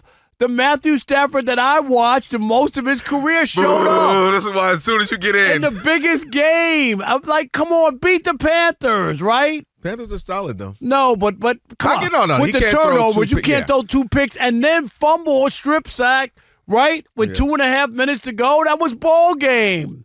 That was ball game to beat them. Even with not playing that well, they still could have got a win there. It makes a big difference. That was a bad loss, and all I'm saying is stop crowning people too early. That's all. I'm not shocked. Stafford is not that good to only have 2 interceptions. What? He's not that good. I knew that there would be more, and there'll be more to come before the end of the season. But that was a big one. That took a little shine off of Matthew Stafford. It really didn't, though, Rob. Yes, it did. No, it didn't. I let three turnovers. Like in that Kanye game? said, I'm gonna let you finish, but no, it didn't. It did not. Yes, man, he's not the favorite anymore. Am I right? Well, he's still Rob a favorite. G, what? He is still the favorite. When I tell you something, just agree with me. Rob Parker, Just why agree. would he all of a sudden not be the favorite? The man has 32 touchdowns. You mentioned those couple of interceptions. What has him at 4 now? 4 interceptions, I believe it is. I mean, that is your guy, Aaron Rodgers' number. 32 touchdowns when he was in his prime. No. 32 touchdowns, 4 interceptions. The difference is I want to hear what is the difference. That's just one of what's going to be a couple of losses. It'll be a shoddy finish, and that'll do him. And he played so well in the beginning. It's how you finish. We talk about it all the time. When Brock Purdy had that great year, and then finish it up, then finish the job. But wait, why is he gonna? Did you first of all? Because I know we like Brock Purdy. No, I know Matthew Stafford. Matthew Stafford and Brock Purdy. No, especially the Rams. Brock Purdy. I'm talking about finishing the job. And so you were ready to crown. You were ready to crown him. Give me a Burger King crown right now, so I can give it to him. How many times you got to be wrong before you realize that I'm right? So how far would it have to be? Do you get the lead he has right now? Like Drake Maye is obviously right there. There's a couple of people but you think there's a shoot? It doesn't work like that because people start looking and they go, "Hey, in the last 4 games, he has 8 interceptions now." Well, he kind of petered out, didn't finish as strong, and then somebody comes along. If Matthew Stafford were to fail, let's say he ends up, let's say he loses. They play tonight. Let's say Drake Maye just continues on the pace that's historic for this young of an age, and he balls out and they win. And Matthew Stafford right there, but he doesn't. He just finished pretty much what he's been doing all year. How is that taking the shine off? No, like he's been balling out of control. His team's balling out of control. That was a terrible loss. That was a bad loss. And he got people's attention. So what you want him to go, 16 and 17 and 0 now? Just like I told you when you were ready, you were all about Danny Dimes. Oh, yeah, he's in the MVP conversation. Oh, who else did you pick? You picked somebody else. Rob. No. You did. Rob, you did. Rob, Is he the same? No, this is the point. No. I'm trying to get the point. No, he doesn't. They're teetering right now. What happened? Rob, when Same we thing. have the conversation of who's Darnold. in the MVP race, we can't say no to everybody. No. The point is to say who's in the. If we talk about the NBA right now, man, who looks good? No. You got Luka or something. You can't. I can't go Luka and you go no. Somebody can't say. I can give you what I gave you. Jokic, and then you say no. What I gave you was it wasn't happening. That it was a mirage. That's what I was trying to tell you. It was a mirage. What want to tell me who? Speaking of Raj, all right, Evelyn, can I say this? The Rams were favored by 9.5 points. It was the second largest upset Rob, in the NFL. You remember this season. you stopped our whole show to do a whole segment about how Aaron Rodgers was your MVP? I don't remember that shit. Oh, the same Aaron Rodgers who walked out on the field after getting a broken nose, and everybody said, "Oh."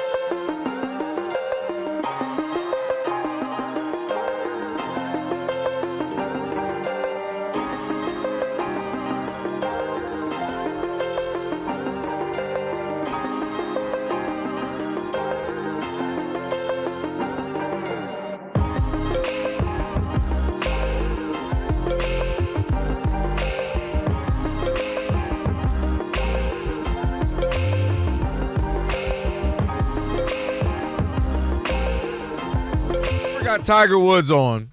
I did pull out. Would you play those drops? Absolutely. And then do we think he'd stay? No. Or would he this get up is and the thing. leave? If we get Tiger on, I get the first question. Say, Tiger, everybody knows you're Tiger. Why'd you leave a voicemail saying it's Tiger?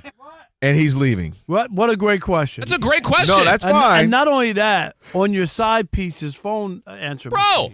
Sure. Hey, it's Tiger, 4-time gold-winning champion Right. for Green Jackets. And license plate case number 2275WM. my wife calls, she looked at my Last four social, Rob G, 257. just know as the person who will have booked the interview, just know he's leaving. So have like our next topic and everything lined up because he's leaving. It'll be all right. The minute he has that. All right. Odd Couple, Fox Sports Radio, your boys. And for over 40 years, Tire Rack's been helping customers find the right tires for how, for what, and for where they drive. Ship fast and free.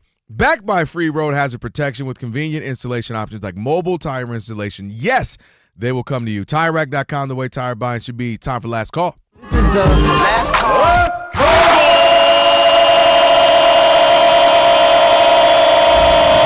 It's last call time on the Odd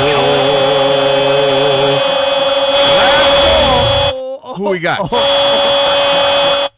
MJ in New Orleans, you are the last call here on the Odd Couple. Our What's up, Beignet MJ? brother. Peace out. The smell that okra, shrimp, and sausage bros. That smells good. Sounds good. Sounds good, man. New Orleans, so good. Shouts out to Rob G, man. I have a problem with LeBron being called out for blatant stat padding or being noticed and called out for it. Really believing no one is paying attention. Skip Drip highlighted this years ago. Weis has also had 3 turnovers and shot only 30% from the field to get his 10 points, which he was 3 of 10. Longevity, he scored in double figures nearly 1,300 straight games, at least the ones that he's played in. 487 LaFlops, 7 R. Kelly's temper tantrums, 1,000 turnovers, and still 4 and 6 in the NBA Finals after 23 seasons. Hey, man, you guys had a great show. Thanks for taking my call. Continue on, man. No doubt. Hey, MJ, thanks for the call. It was, we got to chop it up with MJ. Who do you think we get chop it up with? Some cool people. Who's a caller that we always know up in the Bay Area when we go to Super Bowl? Who's up in there? Sean is up in Sacramento, so Sean will be there. Sean Mark in Sacramento. Mark. What's going on, gentlemen? Remember, I met Mark in Sacramento. He gave us books, me and Chris. Yeah. I met Sean. We went to an A's game in Sacramento. And my mind ain't been right since. You know that, when right? you sent that picture. Right. Well, I mean, Sean. Ain't no way Sean not black. I know. But he got a lot of black people in his family. You think? And when we went. Rob, G, you are beyond nowhere near honorary as Sean is. That's fine. I'll take that. Yeah. But Sean's voice, I mean, just. No, he black. He's black. Like, if he weren't married now with 26 kids and he was out here back in these streets, and he was on the phone with, or leaving messages or however it worked.